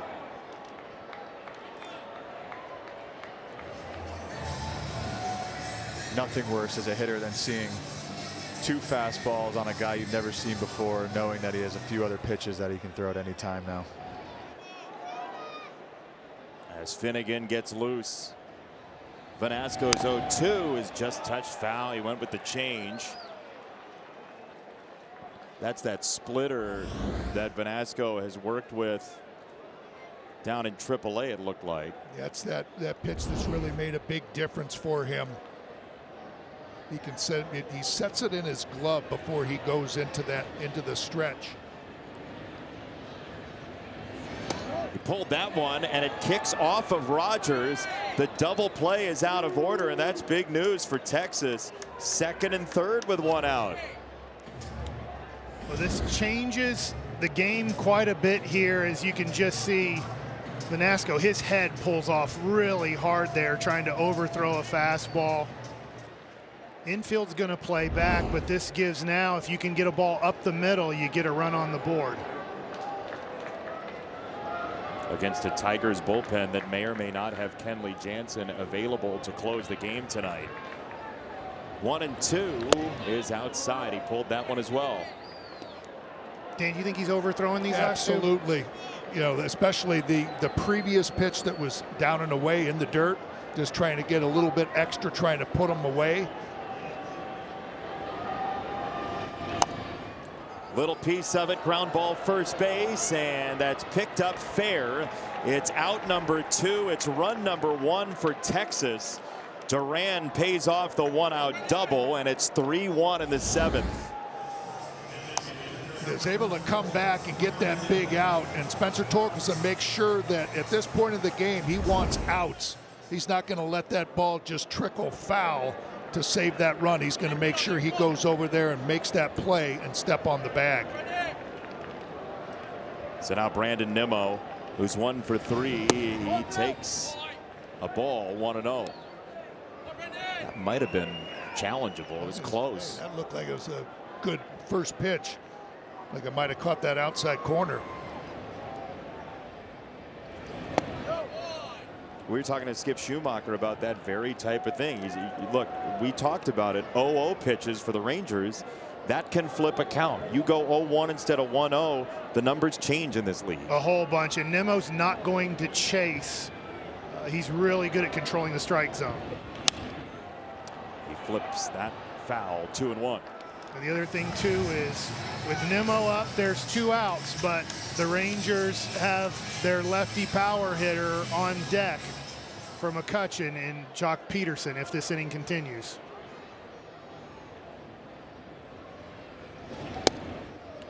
The patience of Skip Schumacher leaves him with a lefty, with the Tigers only having 1 lefty remaining in the bullpen. And Finnegan is up because the top of the order is coming up, and even though you don't know if Kenley Jansen's going to be able to close the game out, A.J. Hinch wants him to face the top of the order. Vanasco gets out of the 7th. He strikes Nimmo out to retire the side and hang on to a 2-run Tigers lead at the stretch.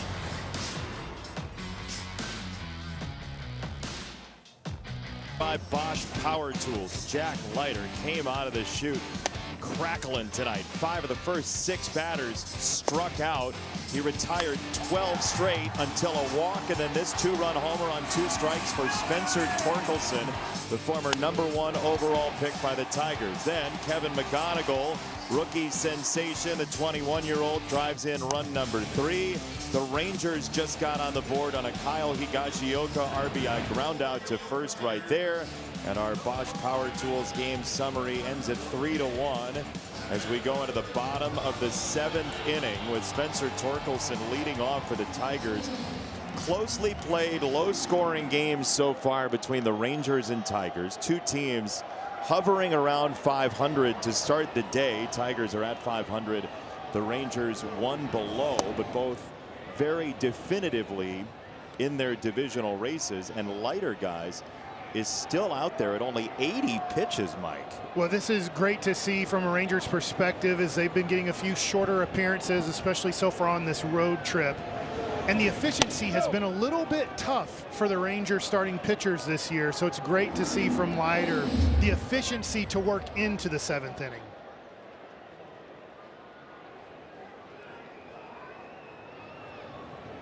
Is 1-1. Is cued down the first base side and foul, 1-2. It is a little surprising that Anthony Rizzo hasn't tried to jump the railing and field one of those slow rollers. You have a line at it. Look, I am going to try to come up with a stat to give the first baseman some love, because Torkelson earlier in the game made a really nice play. He doesn't get nearly the amount of love over there at first base that we deserve. So you and A.J. Hinch agree on first base metrics. Oh, let me tell you something. Those 3 other infielders are nothing without the first baseman. Okay, maybe slightly biased, but all those wide throws that we pick them up on, those are errors if we don't make those plays. But you think Torkelson's a better first baseman than he gets credit for? I think every first baseman is. I need us first basemen getting all the love we can get. We run out there, I think, with negative WAR to start the season. But he's only a little biased, everybody. 3-2. Seriously, though, that position, Anthony, it's a lot of running that kind of gets lost. It does. You're in every play, bouncing off the bag. It's really underrated and taken for granted how many times we pick up our infielders. Any ball in the dirt that we don't catch is an error on the infielder. So you take it for granted how many balls we pick out of the dirt over there, and the infielders we're saving each infielder at least on minimum 5 to 10 errors a season. 3-2 to the Tigers first baseman, and he swings through a changeup to tie a career-high 10 strikeouts for Jack Leiter. Well, it was the heater early and often to get quite a few of the strikeouts. As this game has progressed, the last few have come on the changeup. But as we've pointed out, the fastball is playing so well tonight and setting up some of the off-speed. But stick with that fastball. This to Kerry Carpenter, ends up in right field. It's a base hit for Carpenter, who was 2 of those 10 strikeouts so far tonight.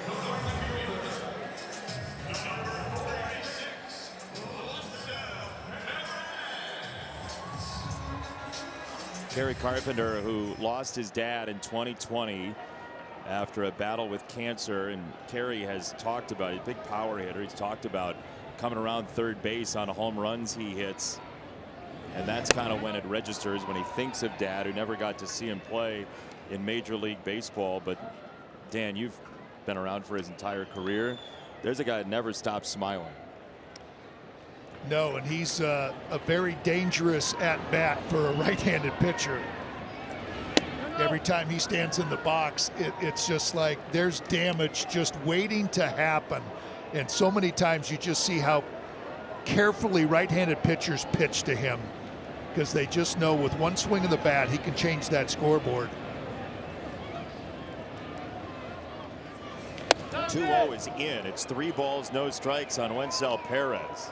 We were here a few years ago when I was with the Yankees, and Kerry and Aaron Judge used the same hitting coach, Rich, teacher man, and we were at a local cage here hitting, and I was so impressed watching Kerry hit and take his batting practice work. He got so into his legs. Watching him hit, how he drove his back knee down was giving me back pain. So it's just impressive, and I love to see the success he's had.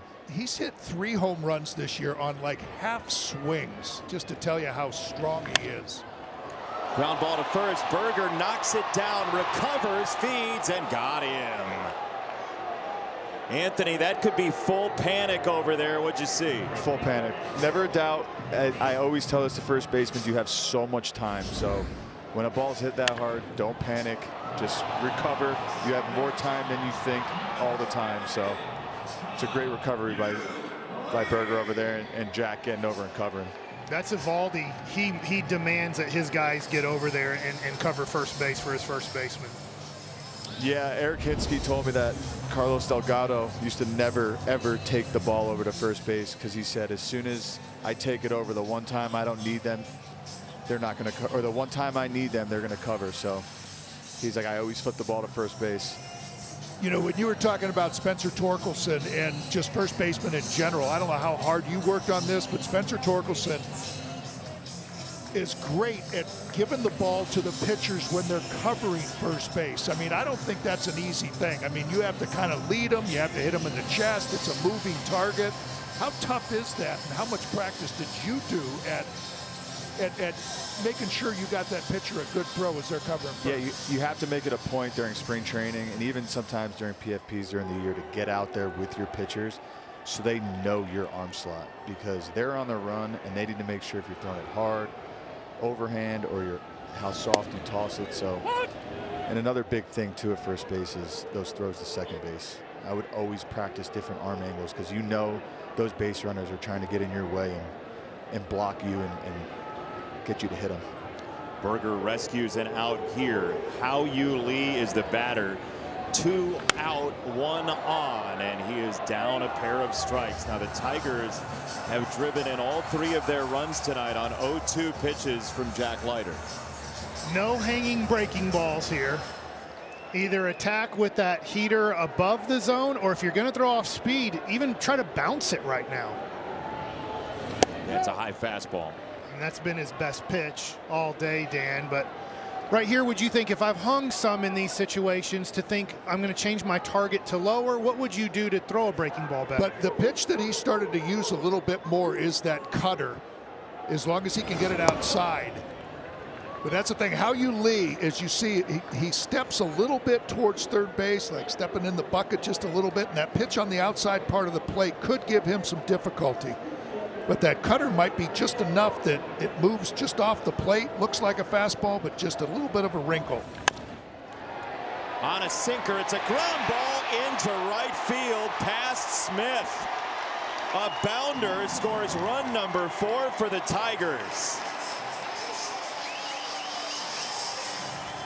His family in attendance watching him in the majors.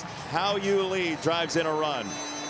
Yeah, not a bad inside-out swing with that sinker coming down and into Hao-Yu Lee, and he just kept that barrel, that bat back, and just kept it in the strike zone a long time and pushed it right over to right field where there wasn't, or second base where nobody was there because of the shift. But a nice game for Leiter. He's got to be happy with the way he threw the ball.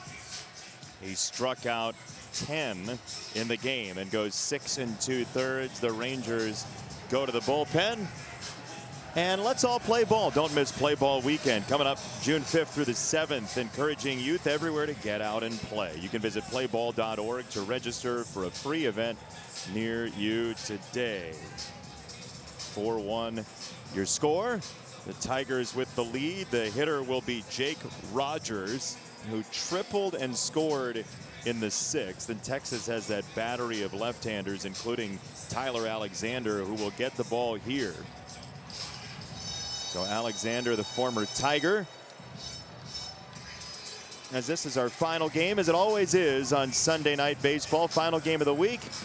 Here's what's going on this week in baseball. Mike, the Yanks and Rays in quite a battle in the East. Man, both teams go 5-1 on the week, and they have really separated themselves as the 2 best teams in the American League so far. It was a walk-off today for Tampa Bay. For me, the White Sox are 5-1 in their last 6. The Padres beat them today, but Murakami and his power, the starters have been great. Noah Schultz has come up as a rookie for the White Sox, and they're hanging around in the American League Central. But Dan Petrie, I know what grabbed your attention from yesterday. Well, I had to do a double take. I went, oh, they walked 7 in 1 inning. No, it was 7 straight. I can't imagine.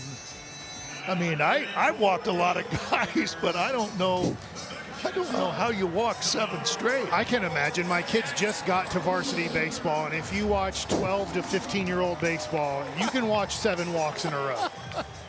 You see, that's where if you're an umpire, though, come on. Not in Major League Baseball, but at age 12, yeah, it's a strike. Close enough. Yeah, it's a strike. There's no ABS challenge system in Pony League.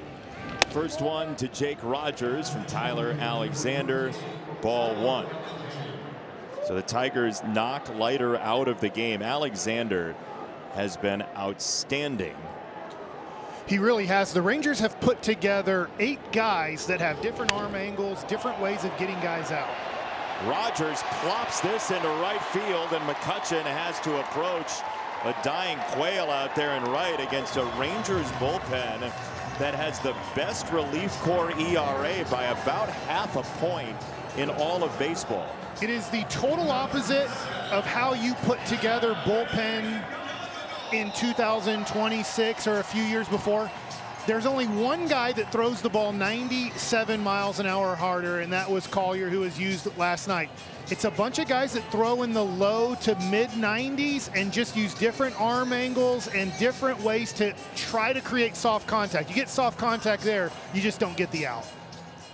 Well, you see Jake Rogers making that funny face over there because he and Tyler Alexander are about as close as 2 guys can get, the pitcher and the catcher, and he just was kind of giving him that look like, ooh, man, sorry about that. Didn't mean to. Yeah. Here's Kevin McGonigal, who takes a strike. The rookie has driven in a run with an RBI single in the 6th. McGonigal, whose father, Kevin, was a major influence in his baseball development growing up. Hits this one over first base. A super ball into right field is an RBI for McGonigal again, and a long turn around third for Rogers, and he will try to scramble back. He is. McGonigal takes second in full emergency mode. Felonious base running for Detroit here in the 7th. Well, you know that they're an aggressive. They love to go first to third. First of all, McGonigal gets that base hit, knocks in a run.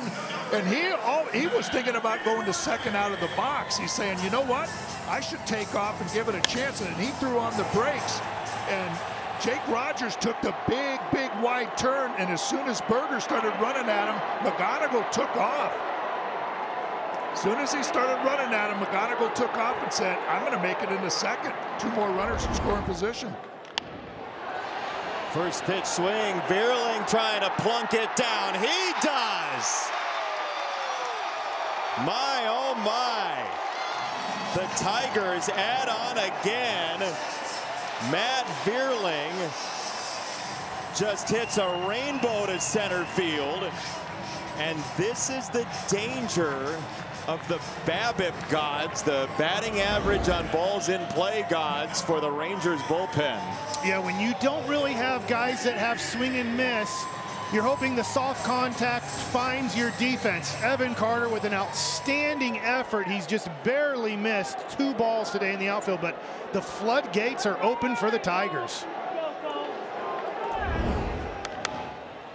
It was a tapper back to the hill off that sinker against Alexander, and that will do it. But the Tigers piece together 5 hits in the inning.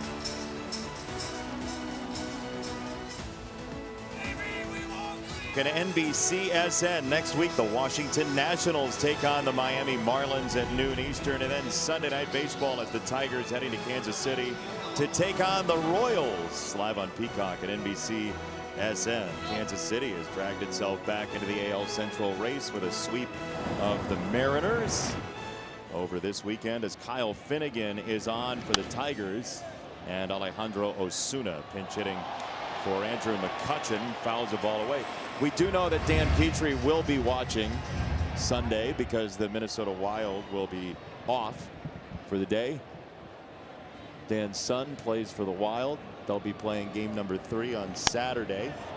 So Dan will pry himself away from the hockey playoffs to watch the Tigers and Royals.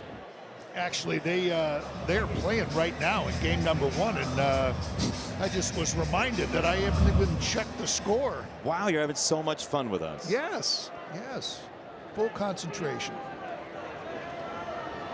0-2 from Finnegan to Osuna. It's been one of those days here in Detroit, though. We saw all those Pistons jerseys. That game was at 3:30 just down the road at Little Caesars Arena. Pistons came back from 3-1 down against the Magic and won that series. And Jeff Petrie, who played for the Red Wings for a number of years, now with the Minnesota Wild. There you see the score of Game 7 between Cleveland and Toronto, and Finnegan wipes away Osuna. 1 down. So here's what's coming up in the NBA playoffs. Monday, Game 1, NBC and Peacock. The 76ers, VJ Edgecombe and Tyrese Maxey. Joel Embiid is back. Timberwolves Spurs. That'll be an entertaining series after Minnesota cast off Jokic and the Nuggets. And then the winner of that Game 7 tonight takes on the Pistons. Lakers Thunder on Tuesday. Here's a ground ball, second base and through. It's a base knock for Seager, who has his first hit of the ball game. The Rangers really need Seager to get hot and have a nice May. The back of the baseball card will never lie for Corey Seager. I was thinking the same thing. Always gets off to a slow start, but you look up by Memorial Day and he's usually where he needs to be, or he's on his way.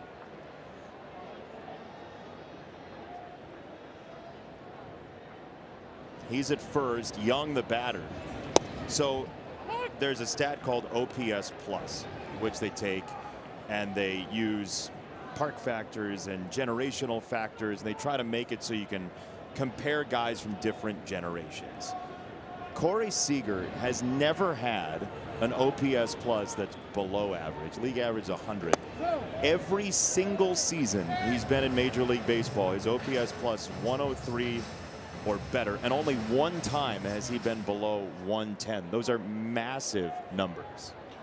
He is so fun to watch. Griffey Jr. always have the prettiest swing I've ever seen, but Corey Seager in today's game has one of the prettiest swings. Ground ball up the middle to second base. Lee juggles, tips it to himself, throws to first, and creates a double play. He does birthday parties as well, my goodness. Sleight of hand from Hao-Yu Lee. Yeah, the Rangers are going to challenge this play over at first, but Hao-Yu Lee does everything he can. I think that's a good challenge, Dan. Yeah.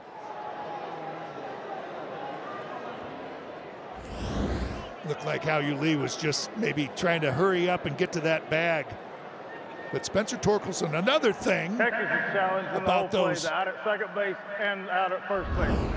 But another thing about those first basemen that's underrated, I think, is the way they stretch. You know, they stretch at the ball. If you stretch too early, you get out of position and the ball clanks off your glove.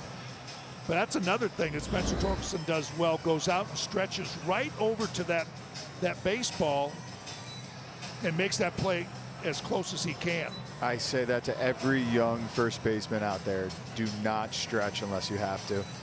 Don't stretch too early, right? Yep. Yep. Unless you have to.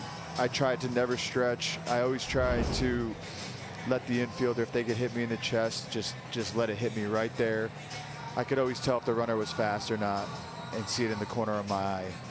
But it just does a number of things. It gives your infielder the confidence when he hits you in the chest, and then when you do have to stretch, you're not stretching too early, and if a ball's high or wide, it's too hard to make an adjustment. Follow up on that in 1 second, but to be clear, the Rangers are challenging both outs here, and in order to get a ruling, you have to challenge both. After review, the call at second base is confirmed. The runner is out. At first base, the runner is overturned as safe. Texas will retain the challenge. There's no harm in kind of spraying the zone, so you challenge both. One of them gets overturned, one does not. MLB Plus is new for 2026. Stream MLB Network 24/7 and select out-of-market games every week. Plus, live radio broadcasts of every game, Game Day 3D, Big Inning, and minor league action. Visit MLB.com/MLB Plus to subscribe today. Anthony, we've seen Matt Olson a couple times on Sunday Night Baseball this year. He is so good at meeting the baseball and creating a little bit less time for the runner to get down to first base. What's the best attitude about that? You got to know your infielder's arms.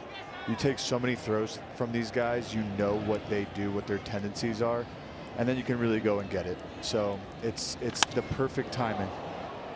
Fly ball center field from Berger, and that does retire the side. We'll go bottom 8 with the Tigers leading the Rangers 7-1.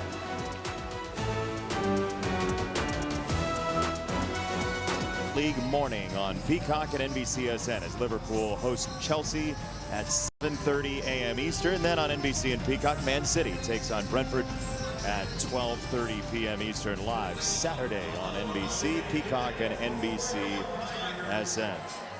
Gavin Collier is the new pitcher for the Texas Rangers, a 12th round pick back in 2019 on a lovely Lawrenceville, Georgia. He's the hardest thrower for the Rangers, really has that sling motion. The Rangers are hoping that he can be a future closer later in his career. That is a lively fastball out of his hand.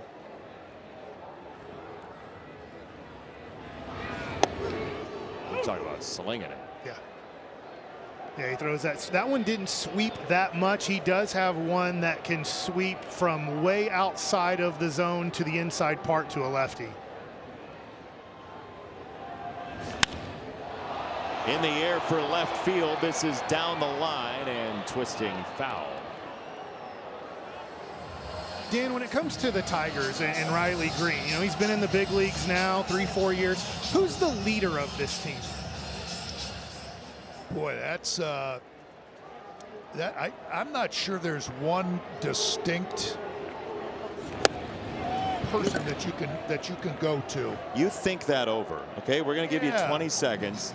Here's a word from one of our lovely sponsors.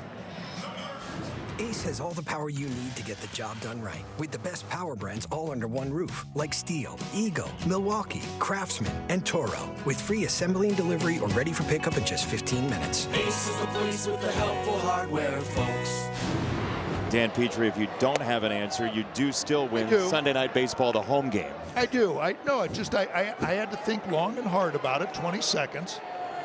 But I think you have to go to the catchers. And, you know, Jake Rogers is one of those guys that has been around a long time on this ball club. Well respected, a funny guy. But look, even if you're not the leader, a 2-run homer in the 5th inning can make you a leader type of guy. Sometimes you do it with your baseball bat. But I will say those guys, those two right there, Spencer Torkelson and Riley Green, every day they're at their lockers. And we come in as media members, and they are there every day to answer the questions, whether they're going good or they're going bad. It doesn't matter. They're there, and they don't hide from anything. Even last September, this has been a wild 2 years, Dan, for the Tigers. They come storming back in 24 to win a playoff spot. Last year, they see a double-digit lead go away in the American League Central, and now playing pretty much even money so far in the first month and a week here in 2026. But I was talking about Jake Rogers. Oh, but Dylan Dingler, I think what he's done coming over and just solidifying that catcher's position, winning the Gold Glove last year, and then what he's done offensively, leads the team in RBIs. So I always think you kind of gravitate to those catchers and what they have to offer. Favorite catchers, both of you?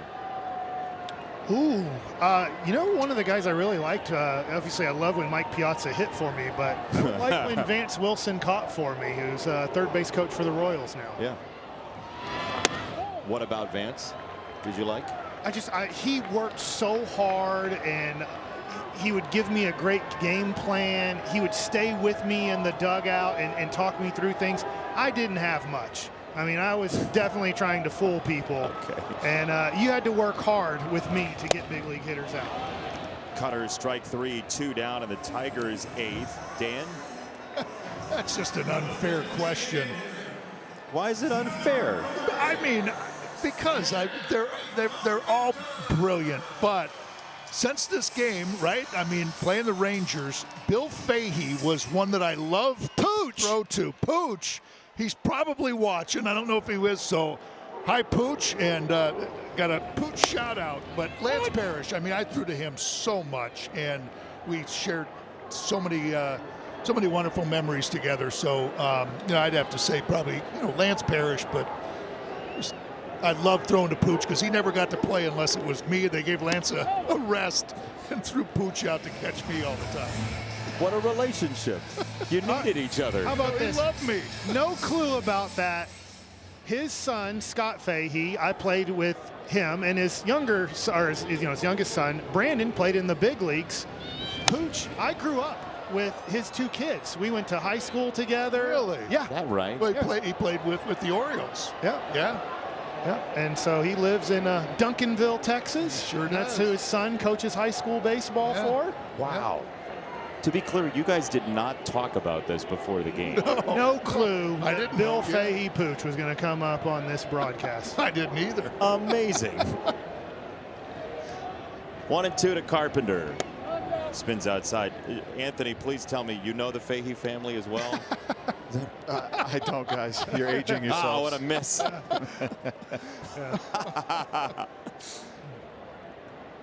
2-2 from Collier to Carpenter. For these young Tiger hitters, too, it does not hurt to have Justin Verlander and Tarek Skubal on their bench, going to them and talking to them about pitching and why they're throwing certain things or why a pitcher's attacking me a certain way. So they have a nice blend over there. That's why. Why it's so hard to pick a leader, you know, because I think there's so many of them, and that's a great point about you usually say, pitchers can't be leaders. You know, they only go out there once every 5 days, but they're so well respected in that clubhouse, and I think everybody really looks up to them. Fly ball left field. And this will get fouled. Mike, when you asked Dan that question, it was like you asked his favorite pet of all time. Yeah. Making the man pick a leader. Man. Well, and it's always tough. In today's game, there are multiple leaders on a team. Seager for the Rangers is their leader by example, but he's very quiet. And that's why they needed Nimmo. That's why they needed McCutchen on this team to help out with the leadership. That was just a cheap way to try to get Dan's dog, Petey, into the telecast. I knew honestly, that was it was coming. an end around. 3-2 on Carpenter. Tigers 7, Rangers 1. Texas will head off to New York to take on the Yankees. The Tigers will stay home to play the Red Sox under new management. This is popped up right side of the infield, and the second baseman Smith makes the catch to retire the side. Thanks to the Fahey family for joining us.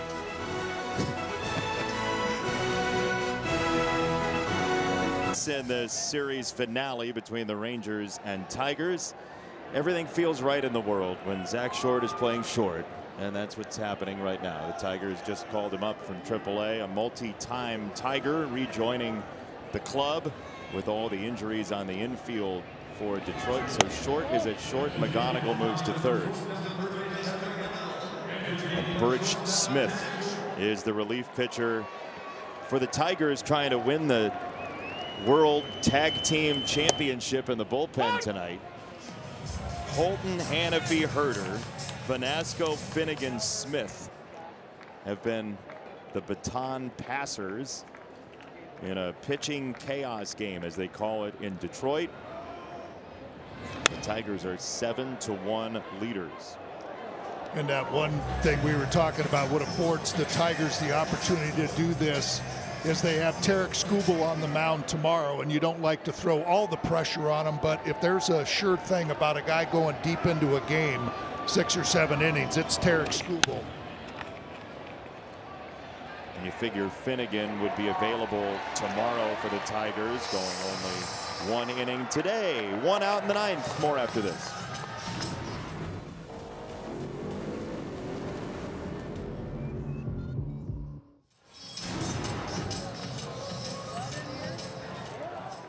Here in Detroit, all the teams right around one another. Comerica Park in the shadow of Ford Field, Little Caesars Arena down the road. And here is Ezekiel Duran, who, it merits mentioning, his double in the 7th inning.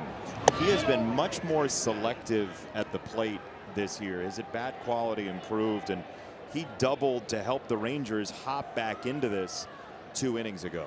Yeah, the coaching staff loves Zeke, is what they call him, because he provides something every day, whether it's a base hit, whether it's a defensive play. He has the best arm on the team defensively. They love him in the lineup somewhere and in the field somewhere, because they just feel like he's a positive contributor every game.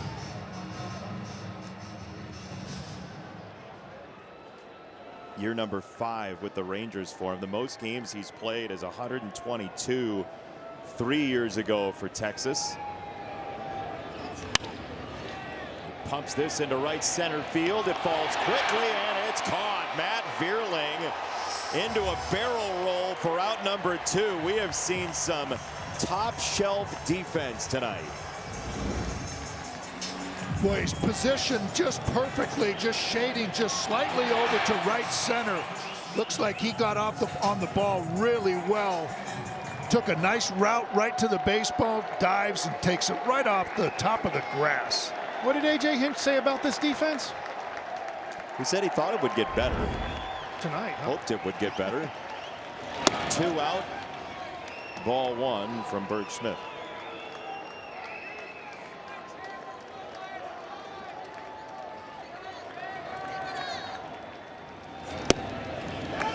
One and one. Smith to Smith. 2 out in the 9th. And we get a challenge.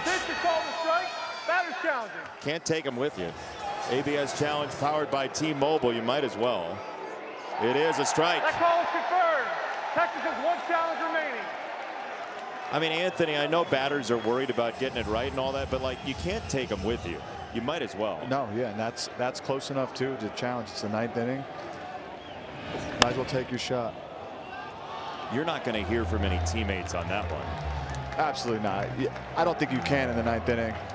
Honestly, to have some fun with it in the 9th inning, I may have challenged a ball down the middle just to get a rise out of the guys in the dugout. That feels like a you thing. Yeah. 1-2 in the air, left field, and another timing effort. This one goes off the glove of Riley Green. That would have been a fitting way, with all the outfield stealing of outs from both sides tonight, to end the game, but it did not.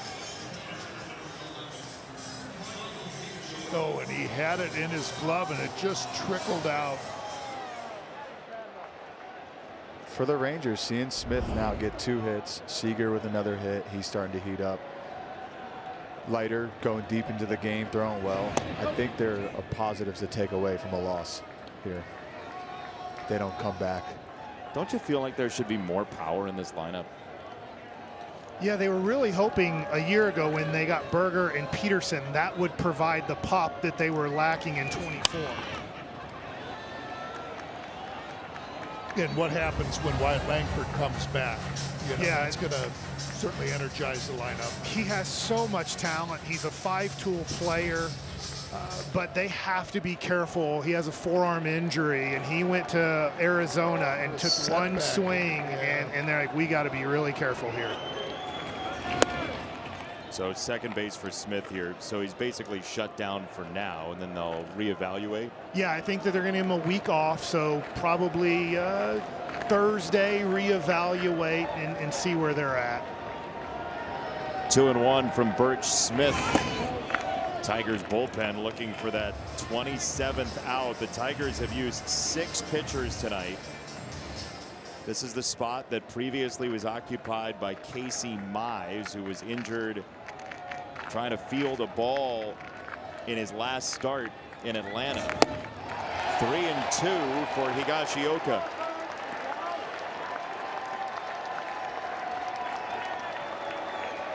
Tigers are the best home team in Major League Baseball at 11-3 in this ballpark. Chopper to second. Tigers are now 12-3 at home.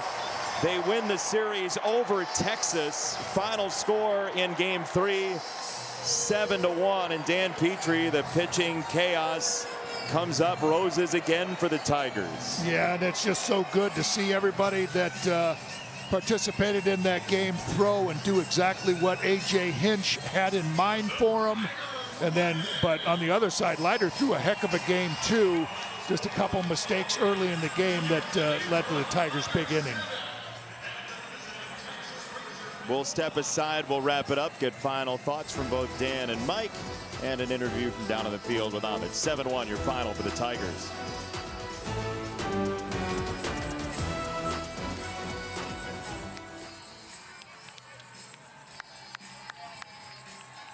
Out your Peacock picks of the week. First, it's a love story with one little problem. Stream The Miniature Wife now on Peacock. Then catch up with the Duttons with every episode of Yellowstone. And the NBA playoffs are underway. Catch the conference semifinals live this week on Peacock. Moments ago, Ahmed Fareed caught up with rookie Kevin McGonigal, who drove in 2 runs tonight. Ahmed? Thank you, Jason. So, Kevin, 2 for 4, a run, a couple of RBIs for you. First question, why is this Major League Baseball thing so easy for you? You know, this game's nowhere close to being easy, but I think the biggest thing that really helped me coming into, my first year in the show was just keeping the same mindset as I always have throughout my whole career playing baseball, and that's just knowing it's the same game. You're playing in front of 40,000 fans, but can't let that change the way you go out and play. So that was my biggest thing that helped me. You do so many things so well. It seems like nothing is surprising you. Maybe some of these seeds being thrown your way. But if you had to pick one thing that surprised you about Major League Baseball, what is it? Yeah, just the grind. It's a grind, yeah. Last year, I didn't play as much as I am right now, so just finding little things I have to do to maintain my, feeling healthy, going out there every day, putting all the effort and, going out and hoping the team win as much as I can every single day, and staying in that training room, making sure I'm feeling 100%. Before I let you go, I know you promised to take the team out for dinner. Have you been able to do that yet? Not yet. So okay. the game got I forgot what day it was, but we were on the road and rain delay pushed it back, so we weren't able to go that night. But it's coming up soon. How much have you budgeted for that? We haven't really talked about it too much yet, but yeah, it's gonna be. I'm gonna take the guys out. They already took me out a few times, so it's only right if I go and do that as well. Congratulations on the great start, Kevin. Thank you, Jason. Kevin McGonigal, 2 hits for the Tigers, 7-1 Detroit. He can afford it. 8 years, $150 million kicks in. That's why he's doing that. Jason Benetti, Dan Petrie, Mike Bassick. Pleasure sharing baseball with you two gentlemen here tonight. And Dan, we'll start with you on your final thoughts. 7-1, the Tigers get the victory.